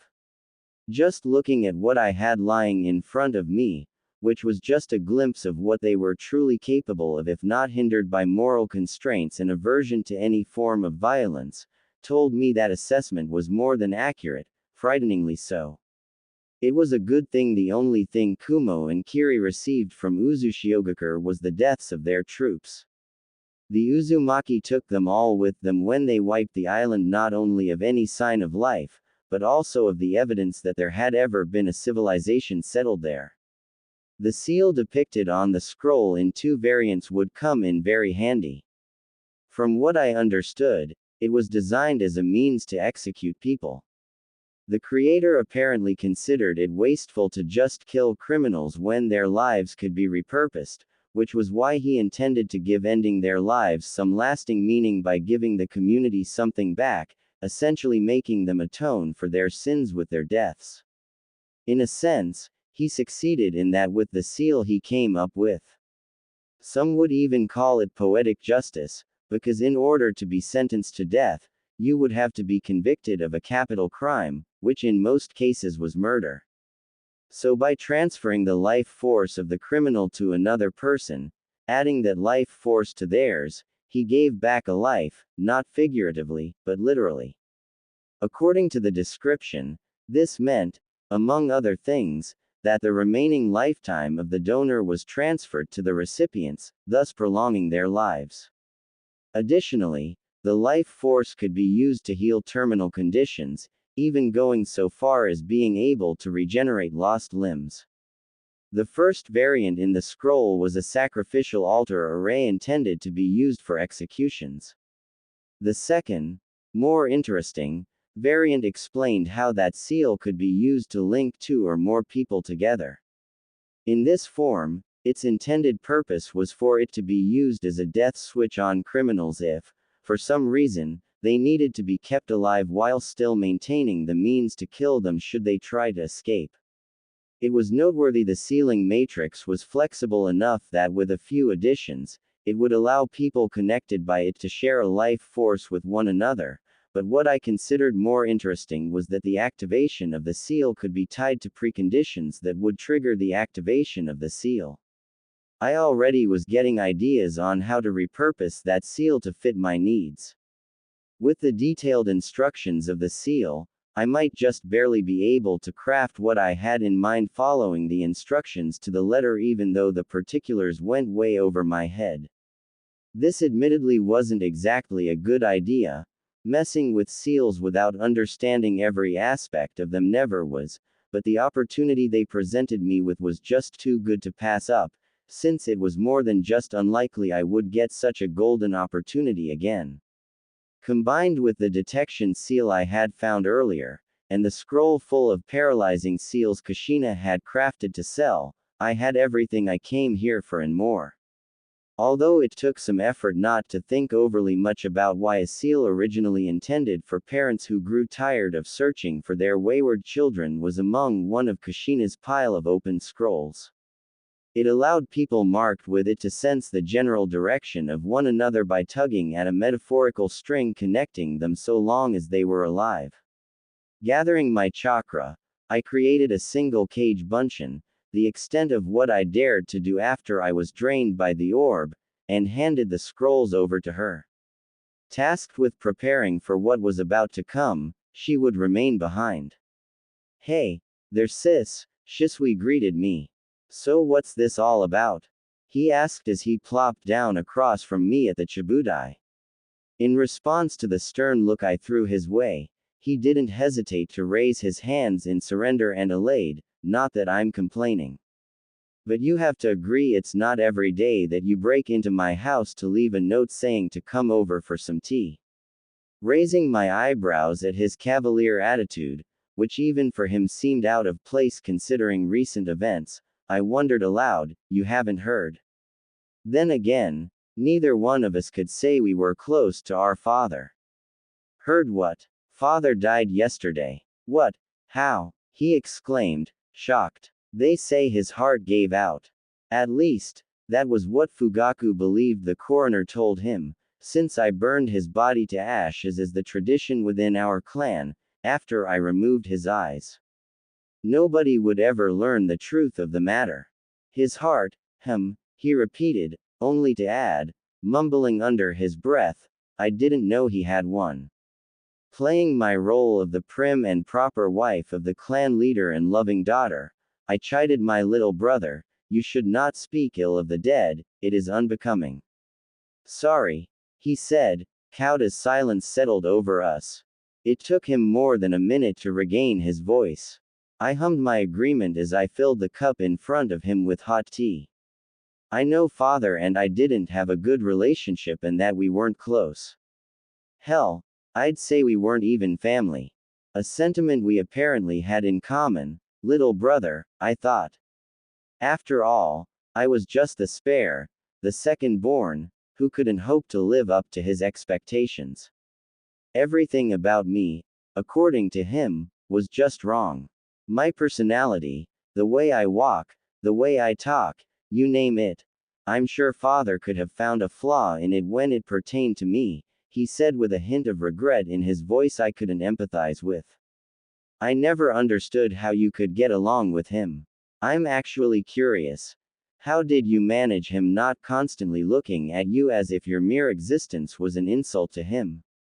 Years and years of having him adjust and mess with my personality and mind until I became what he envisioned his perfect daughter should be like, I thought as I balled my hand under the table into a fist. Calmly and with a pleasant smile on my lips, I told him, it certainly did not help your case that you made a sport out of trying to get a rise out of father. Yeah, there was that. He made a bad attempt at hiding his embarrassment behind a laugh, and we fell into a comfortable silence sipping tea. Well, when's the funeral? In a week from now, his ashes will be scattered across the Naka River as per his will. I see. He mulled over my words. You know, I never could wrap my head around why your husband ended up taking the mantle of clan leadership and not you. After all, you were father's perfect little princess. The answer to his question was a simple one. Father hadn't considered me a suitable replacement for himself, and instead had made me serve his chosen successor as breeding stock. To suit that role, father had groomed me to become the most agreeable wife possible. That way, father had tried to ensure Fugaku's heir would carry his blood and ideology. Still, those were not truths my brother needed to know. It was my decision. I didn't want to spend most of my time with those stuffy elders and instead wanted to take care of my family. Who could blame you? He said sagely. Where is the rest of the family? The last time I was here, Sayuri wouldn't stop talking and asking questions about what being in Anbu was like. Apparently, her one-chan refuses to talk about it. Fugaku is working, Sayuri is with Kasumi, and as for where Izumi is, you would probably know better than me. You might have a point there, he conceded with a laugh. Speaking of kids, what can you tell me about Sayuri's classmate, Uzumaki Naruto? That question immediately put him on guard. What makes you think I know anything about him? He shot back. Please, do not insult my intelligence. Need I remind you that I was once part of Anbu, too? I also know how the higher-ups think. They would never allow a vulnerable village asset to be without protection. Protection that, as it happens, is not provided by the Uchiha police force, which in turn just leaves us with Anbu. He completed my sentence for me. Let's assume you are correct. That still doesn't mean I know shit. I inclined my head, wordlessly relaying to him the question. Really? This is how you want this to go down? No, it does not if we were talking about anything else than Uzumaki Naruto. As I mentioned earlier, little brother, I wore an animal mask myself. I know how popular those missions within the village are, for obvious reasons, and that for the sake of fairness, there is a rotation in place for all low-risk recurring missions. A mission like guarding the village Jinchuriki certainly enjoys great popularity with your comrades, so let us try this again. What can you tell me about Uzumaki Naruto? Why the sudden interest, one-chan? You didn't once ask me about the kids since I joined Anbu, and I've been with them for, wow, nearly 3 years, time does fly. I recently regained my freedom and am interested in the well-being of my godson, who turned out to be my Kain was on the tip of my tongue. Instead, I said, father's death made me reconsider some of my life choices. It did. He had trouble containing his surprise at my statement. Don't tell me you also are going to divorce Fugaku, he joked. Of course not, I said in fake indignation. He is the father of my children. He deserved so much worse for his part in preventing me from taking custody of my Naruto. If not for him running to my progenitor when I had made my intentions clear to get him to talk some sense into me, Naruto would have grown up calling me his mother. Right, he drawled, you do know that getting rid of him doesn't change that. It would also allow you to depose him. You couldn't be a worse leader if you tried, he added playfully. I saw it for what it was, an obvious attempt to blunt the edge of his prior statement. It was hard not to notice that he seemed awfully interested in a change of leadership. Given his strong dislike for politics, it seemed my suspicions that my little brother was a spy weren't completely unfounded. To be fair, he had a point. In an ideal world, different leadership might be able to avert the village and the clan clashing. Realistically, if I were to take over the clan and make inroads in that direction, the hardliners within the clan would undoubtedly try to kill me. Since this would mean they had to cross the line of going against their own family, they would take care of Shisui at the same time. I was confident in my skills, but I was also aware that there were countless other ways to be killed besides getting a kunai rammed into your throat. It wouldn't be the first time that motivated shinobi succeeded in bringing someone said to be impossible to beat in a fight down via some exotic means, and the clan, Fugaku most likely leading the charge, would be very motivated. So, no, little brother, that wasn't actually a viable option, not for me. The only one who would profit from that would be the village by pitting the Uchiha against each other in order to prevent them from starting a civil war with the village. It could work at least for a time, and it would allow them to pick up the pieces, or, if they were bold enough to violate the Konoha Charter, support one side over the other. I had no interest in becoming the village's patsy or puppet. I had already had enough of that to last me several lifetimes. Nevertheless, he was playing a dangerous game, voicing those thoughts to the wife of the current clan leader. Especially considering his status as a spy. It was reckless, but then again, when wasn't my brother? Although, I doubted he had done that to gauge my loyalties. I know what you are doing, I chastised. Stop trying to change the topic and answer the question. Taking his time scrutinizing me, he eventually dropped his shoulders, eased the tension, and sighed, well, I guess there is no harm in telling you. I don't think you would hurt Kushina's kid, but please keep what I tell you to yourself. The last thing I need, at the moment, is being dragged before Dragon cuz I mentioned some irrelevant tidbits of info over tea with my sister. In response, my brother received the best encouraging smile I could manage while internally I was seething. The impertinence of him to even consider me capable of hurting my Naruto. I had half a mind to remove his intestines through his nose for that slight. Where to start, he considered as he thrummed his index finger against the Chibudai. He's a good kid. Kind, boisterous, exuberant, and, just like Kushina, has a verbal tick. He's also smart, alarmingly so. Contrary to what the academy instructors write into their report cards about the QB brat. They're the ones sabotaging his education by removing him from class for made-up reasons. Under the Chibudai, my fingers painfully dug into my thigh. I've never seen anyone come up with traps on the fly the way he does for those pranks of his. Using only the materials he has at hand, it's frankly mind-boggling. The sophistication of some of them is unbelievable. To say he had a talent for them is the understatement of the century. He's that good. I wasn't surprised there were quite a few overlaps between making a trap and crafting a seal, as both required the imagination and creativity necessary and the ability to piece it all together. He was shaking his head at that point. If only it would be acknowledged as such. What do you mean? I asked, dreading his answer. There's no easy way to say this, he mused, the kid is ostracized. Pretty much any adult he interacts with treats him like shit, no doubt blending the kid and the monster residing in his seal into one entity.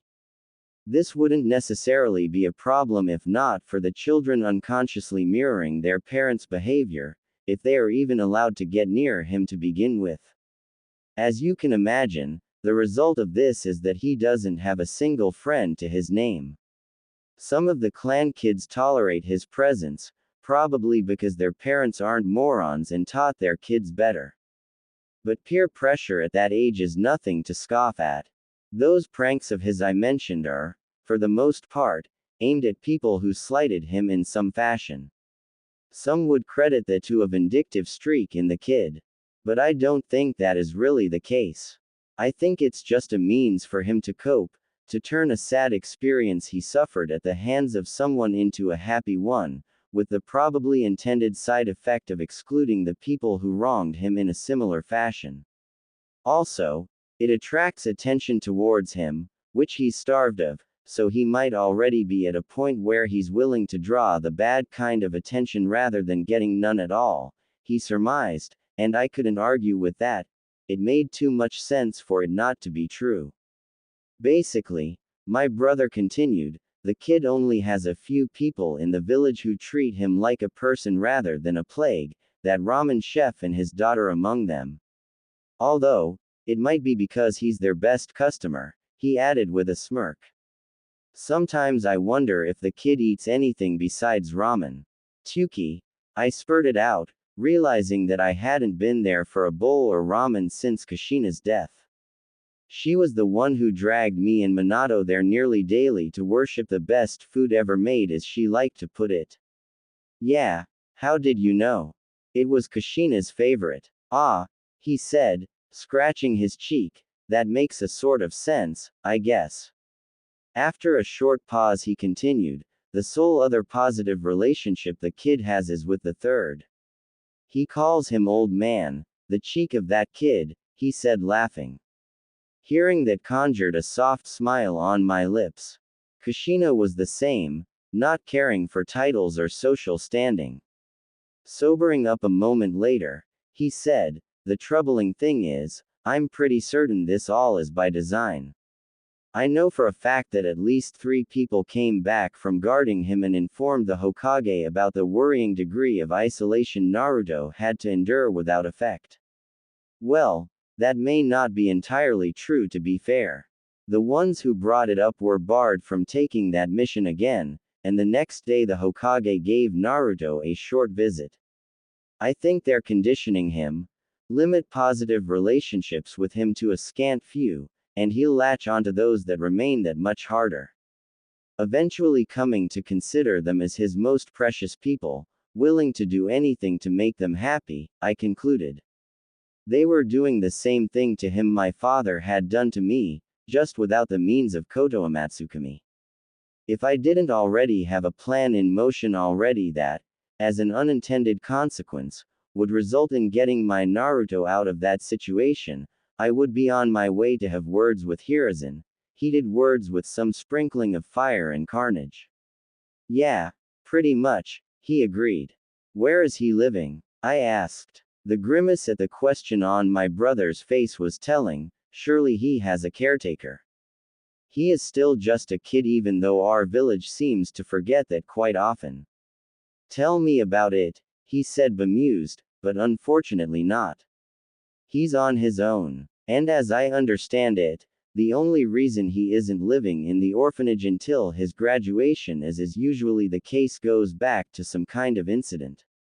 I'm not privy to the details since the incident predates my joining of Anbu.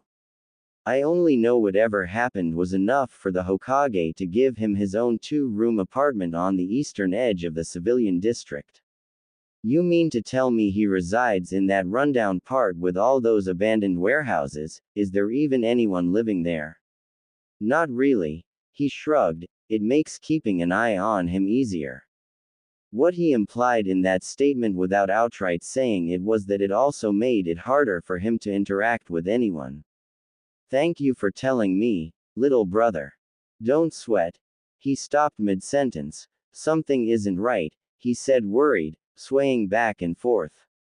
It took him glancing at the half-full teacup in front of him before glancing up at me to press out, "What have you done?" With the last of his strength as his body threatened to fall over the chibudai. If he was surprised at my eyes being closed as I moved to catch him, I couldn't tell, and he was certainly no longer in any condition to voice it. Softly maneuvering him by his shoulders, I placed his head into my lap and started caressing his head. A croak escaped his throat. "If you are wondering why I have killed you, then the answer is that you are a traitor putting the village above the welfare of the clan. You are also too dangerous to allow to live. Your eyes in particular have proven too dangerous to be left in the wrong hands. I also have a need for them. You were also in the way.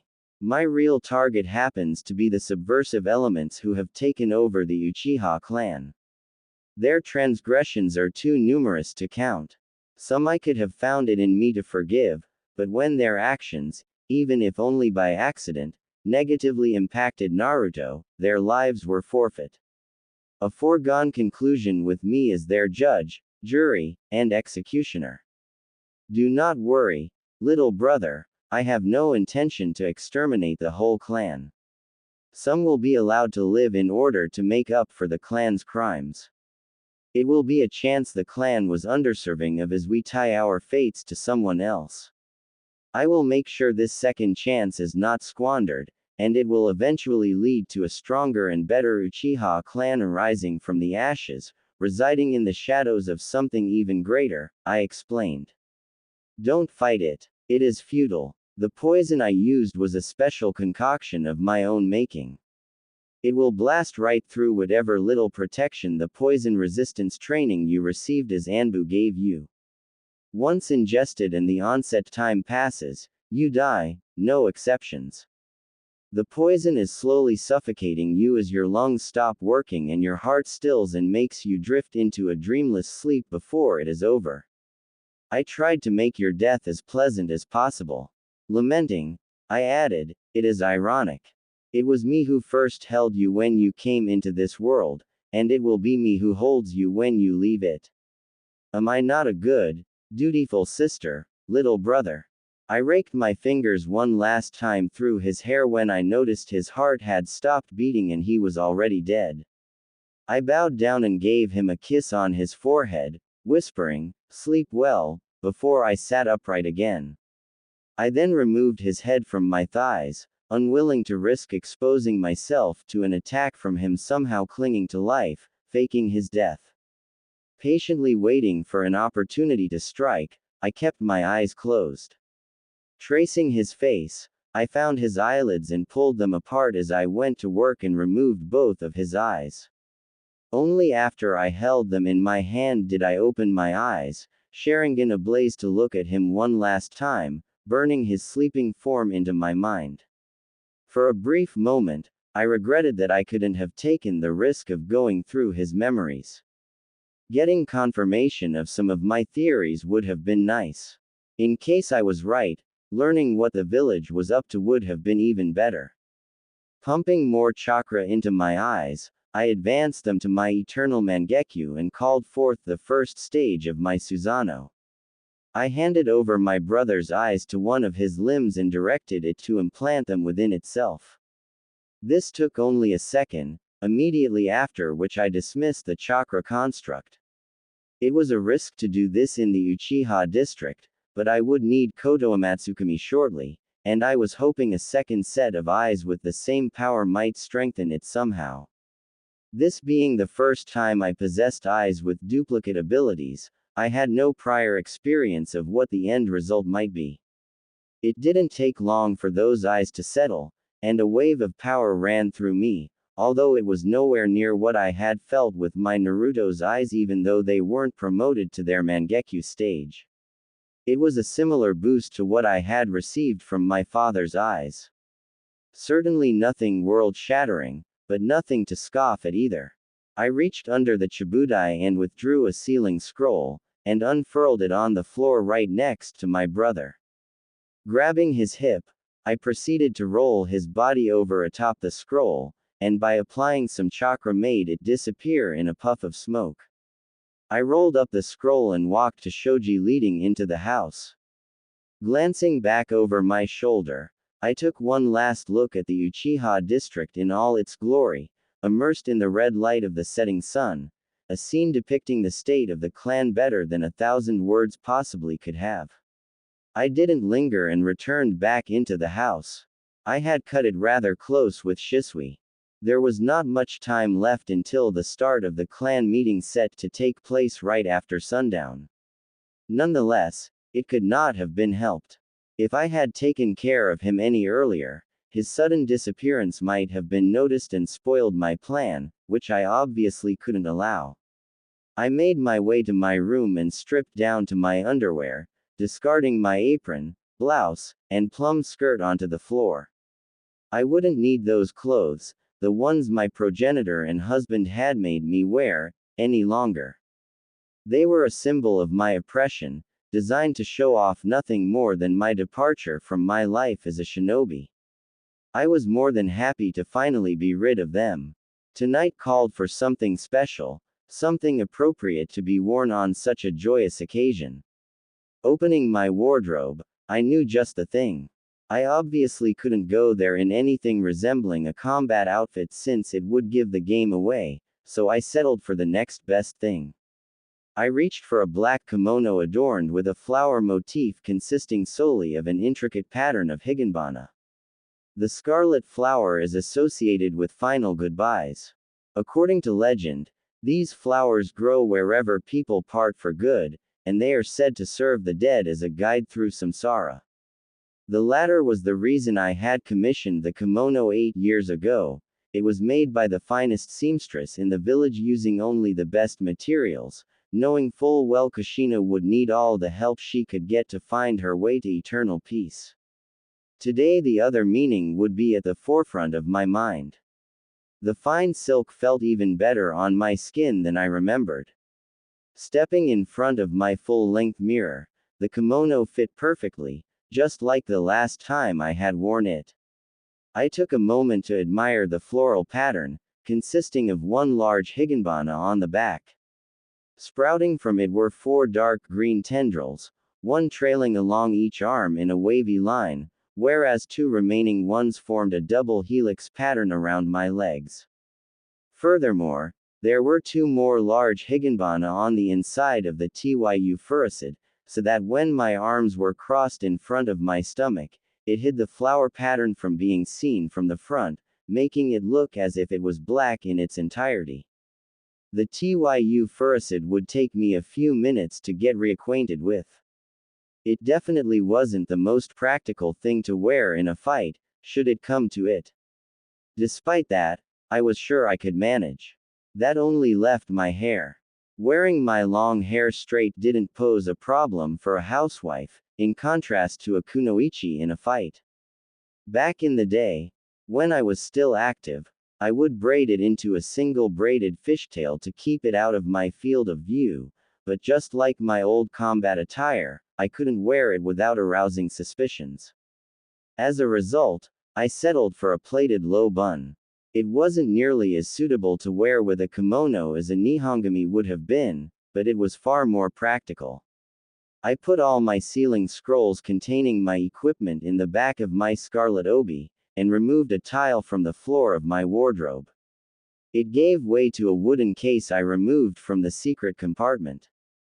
Placing it onto my bed, I opened it, and found its contents exactly as I left it earlier this morning as I prepared it.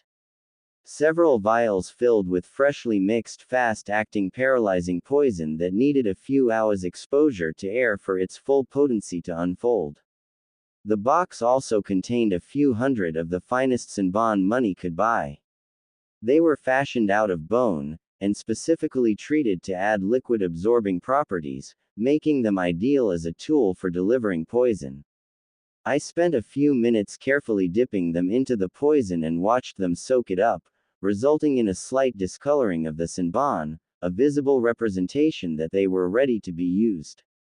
When I was done preparing them, I corked up the vials, closed the lid on the box, and sealed it all up in one of my scrolls. Also housed within the box were 2 holsters, which I strapped to my underarms and filled with senbon. As a finishing touch, I used the last few remaining poisoned senbon and decorated my bun with them. After one last glance in the mirror, I decided then and there this would be the outfit I would wear the first time Naruto would lay eyes on me. It would undoubtedly leave an impression. The next step in my plan warranted my presence during the clan meeting that would begin shortly.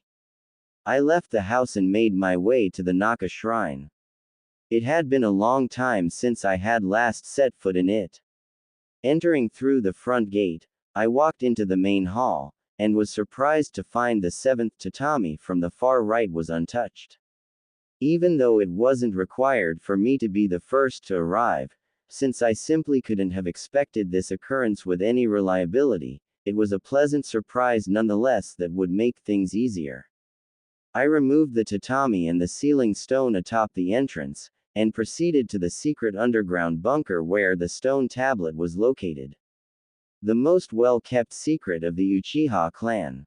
Walking up close, I activated my Sharingan, and the parts decipherable with it appeared. I must have read them hundreds of times, especially the part depicting how one could obtain the Mangekyo Sharingan. To see the truth of all creation without obstruction, one must first witness true despair. It was oddly unspecific, just like every other line written on it. It resembled a riddle more than true instructions, and left a lot of room for interpretation. For example, witness true despair when it would be more correct to read experience true despair. Unquestionably, a not insignificant number of my ancestors took that meaning literally and inflicted cruelties on people to bear witness to their despair. This was undoubtedly the source of the implacable hatred some clans felt towards us and cling to until this very day. It was a worthless slab of stone whose meaning only became clear in retrospect, and Fugaku and the elders paid it far more attention than it was due. This was especially true since no actual worthwhile information about our eyes could be found anywhere on it. Still, I was curious about what else I could decipher with the eyes I had gained in the meantime. I wondered if those words would also keep me away from this place when I understood their true meaning. Seeking stability, one god was divided into yin and yang, these opposing two acting together to obtain all things in creation. When someone who possesses the power of samsara approaches the moon, an eye will open that is reflected on the moon in order to grant the eternal dream. These were the 2 lines that stood out among the new information I learned, and I had no idea what to make of them. Sighing, I cut the stream of chakra to my eyes, and they receded to their normal state. It was time to set the stage for phase 2 of my plan. I removed one sealing scroll from my obi and unrolled it to its full length on the floor perpendicular to the stone slab. Subsequently, I walked a few steps until I stood next to the first seal with one foot. Taking half a step with my other foot, I lowered myself down vertically, bending my knees until I could touch the array and unsealed its contents, all the while taking great care that my furuset didn't touch the ground. In front of me appeared a small chabudai, a pot filled with water, a kyusu, an assortment of different tea in small bowls, and a large tablet taking up half the space filled with teacups on top of chataku. With another touch, I activated the heating seal at the bottom of the water pot. I raised myself from my kneeling position and walked a few steps to the next seal and repeated the whole process 11 more times. By the time I was done, the first people had arrived. Most couldn't hide their surprise at seeing me here. Even so, no one approached me, trying to silently sat their curiosity until Yuka came down the ladder. She was the eldest granddaughter of Elder Kato, one of the most ardent supporters of my late progenitor's policies, and a close friend of Fugaku. Despite that, she, like my late brother, had cultivated a personality that offended the sensibilities of her family and most of the clan. How could she not, with her happy and bubbly personality. There was talk to replace her as the heir of her branch of the family with one of her younger siblings or cousins. It likely would have happened if not for her talent as a kunoichi and the prestige she had earned the clan by breezing through the opposition at the last Chunin exam held in Konoha. Without showing the whole village that she had more than earned her promotion, she undoubtedly would have already lost her position. The girl, even though not quite at Azumi's level, was still one of the few bright sparks remaining within the clan. She was accompanied by her older friend Nagi, a stern and silent girl who, on more than one occasion, was called Yuka's shadow. It was an apt description since they were rarely seen apart even before Yuka had been promoted, and they had formed their own team with two other Chunin. "Mikoto-sama," she happily exclaimed, her bouncing step coming to a halt in front of me. "What are you doing here? Why, am I not welcome?" I asked back in a no-nonsense manner that had her visibly recoil. Struggling for words, that's not what. I was only teasing, I said, ending her struggle with a smile playing on my face. I am here because, after my father's death and the difficult situation we find ourselves in, I deemed it necessary to show my support to my husband and the clan. I kept my repulsion at calling Fugaku that to myself with practiced ease. "Oh," she faltered. It was hard not to notice her disappointment. It was unsurprising, since she was one of the most likely candidates to oppose what the clan was attempting to do. That was a position that could be quite dangerous, because everything that was discussed here could easily be construed as treason. Thus, any dissenter, or even people who simply showed reluctance to get behind the proposed idea, were immediately suspect and faced with increased scrutiny. It required a careful balancing act. The instant she went over the line, she would be neutralized. The last thing this little conspiracy needed was someone tattling to the Hokage. It was too bad for Fugaku that if I was right, it had already happened, and directly under his nose, too. "I could use your help with the tea," I said.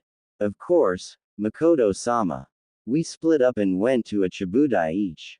Kneeling in front of it, I placed tea into the kyusu and poured hot water over it. With the help of two other girls, each of us had to repeat this just 3 times. This was admittedly a good thing, because it allowed us to return to our first kyusu in a timely manner. Since we were also practiced in pouring tea, filling the cups of each chibudai didn't take any time at all, ensuring the tea didn't get too strong. Shortly after I finished and placed the last kyusu back on the table, murmuring went through the crowd announcing Fugaku's arrival. The people stepped aside to let him pass to the front of the room. Standing up, I took the tablet and took 2 steps to the nearest cluster of people and handed it to an older woman, and gestured for her and her companions to distribute the cups among the people. I didn't wait for them to start as I made my way to the stone slab. A cursory glance around the room revealed that while we had prepared tea, the rest of the clan had arrived, at least those of Chunin rank and above not on duty. Everyone else was supposed to be in their homes, a precaution Fugaku had put in place since the relationship with the village had gotten worse. I had personally verified that no one in our clan was currently outside the village, meaning that everyone should not only be accounted for, but could be found within the confines of the village. This would admittedly make my self-assigned mission far easier. When Fugaku emerged from the crowd and noticed me, he frowned. Stepping closer right up to me, his back to the people well outside their hearing range, he, in a low voice, demanded to know, "What are you doing here?" My brother informed me that his duties would stop him from participating today, and I thought with the death of my father, someone from our side of the family should be present. He scoffed at that. "You thought wrong. This had better be the last time you interfere with clan business." As he turned around, Yuka was standing there, tablet in hand, offering him a cup of tea. Fugaku eyed it suspiciously. It took another prompt from Yuka until he reluctantly took a Chitaka with a cup for himself. I followed his example when Yuka came to stand in front of me. Thanking her with a nod made her retreat back to the crowd with a smile on her face. She had done a good job. I wasn't able to spot a single person without their own cup of tea. Not that this was saying much, since my view of the people at the far end was severely limited. Still, I didn't think many would decline a cup of expensive tea, not when their clan leader had gotten one himself. As custom dictated, it was discourteous to refuse to drink with your host, which for all intents and purposes was Fugaku. So when he moved the cup to his lips, the room followed. Out of the corner of my eyes, I noted that he didn't even wet his lips with the brew and just faked taking a sip. The shinobi paranoia at work, not to drink or eat anything you didn't check for poison. Admittedly, I was sure he wasn't the only one in the room choosing not to drink anything, not that it would make a difference. Placing the cup back on the chataku, he called Yuka back to him with a wave of his hand and put it down on the tablet. Meanwhile, I was counting the seconds in my head. Fugaku was just about to open his mouth and begin with his speech when Yuka wobbled on her feet and was caught by Nagi before she could fall down. Before Nagi, in one of the rare instances she talked, could voice her concern, she, too, lost her balance, and with Yuka in her arms slumped to the ground. There was barely enough time for the alarm to show on the faces of the older and bigger shinobi when they followed after them to the ground, their bodies paralyzed. Next to me, Fugaku suffered the same fate as everyone else in the room, leaving me as the sole exception still on her feet. With my Sharingan active, I swept the room, expecting to be attacked any moment by someone who had avoided getting poisoned. When after several long moments it didn't happen, I brought my hands up in a cross seal and created 2 Kage Bunshin. Reaching into my obi, I took out another scroll, unfurled it, and released its contents, a large stack of palm-sized paralyzing seals. I split them up between my clones and myself. The seals in my hand were put in a pocket of my kimono, for ease of access. I resealed the scroll and put it back in my obi. My 2 clones immediately went to work and turned all the people onto their backs and then placed a seal on their foreheads. After they were applied, they emitted a faint blue glow signifying it was active and the recipient's chakra sealed off. A precautionary measure, since I simply couldn't rely on the poison to keep them incapacitated as long as required. Contact poisons were unreliable by nature, the amount that gets absorbed through the skin is dependent on too many variables. Someone simply wearing gloves, or the number of fingers used to hold the teacup, was enough to significantly impact the effectiveness and duration. It didn't help matters that the poison was applied to the outside of the cup as a thin film of colorless varnish, which would excrete the poison, when the cup temperature went over a certain level. Taking into account different fill levels of the cups and water temperatures, it was impossible to tell how much poison was actually released from the varnish. There was also each individual's constitution to account for, with mass and resistance to poison being the 2 major factors. No, the poison alone wouldn't suffice. I followed behind my clones as they worked through the room and gave every person with a seal a cursory medical scan and sorted them accordingly into 2 categories before I stored them in my Kamui dimension. It was a risk I was taking. Despite Kamui being a very convenient storage space, I couldn't risk placing sensitive things in it for a prolonged amount of time, not with Kakashi out there possessing Obito's other eye, which I suspected was connected to the one I possessed. Given the time constraints I was under, my options were limited. Working in tandem allowed us to go through all the people in a short amount of time despite their numbers. When the clones were done with their task, they began removing all the remaining evidence, the cups, spilled tea, and dropped items. They were still doing that when the last of the prisoners vanished in a swirl. There was just one last thing left to take. With measured steps, I made my way to the front of the room. In spite of my aversion and the questionable usefulness of the stone slab, it was still a relic of our clan, and without all the Sharingan firmly under my control, I couldn't risk leaving it behind. Someone might actually be able to make some sense of it.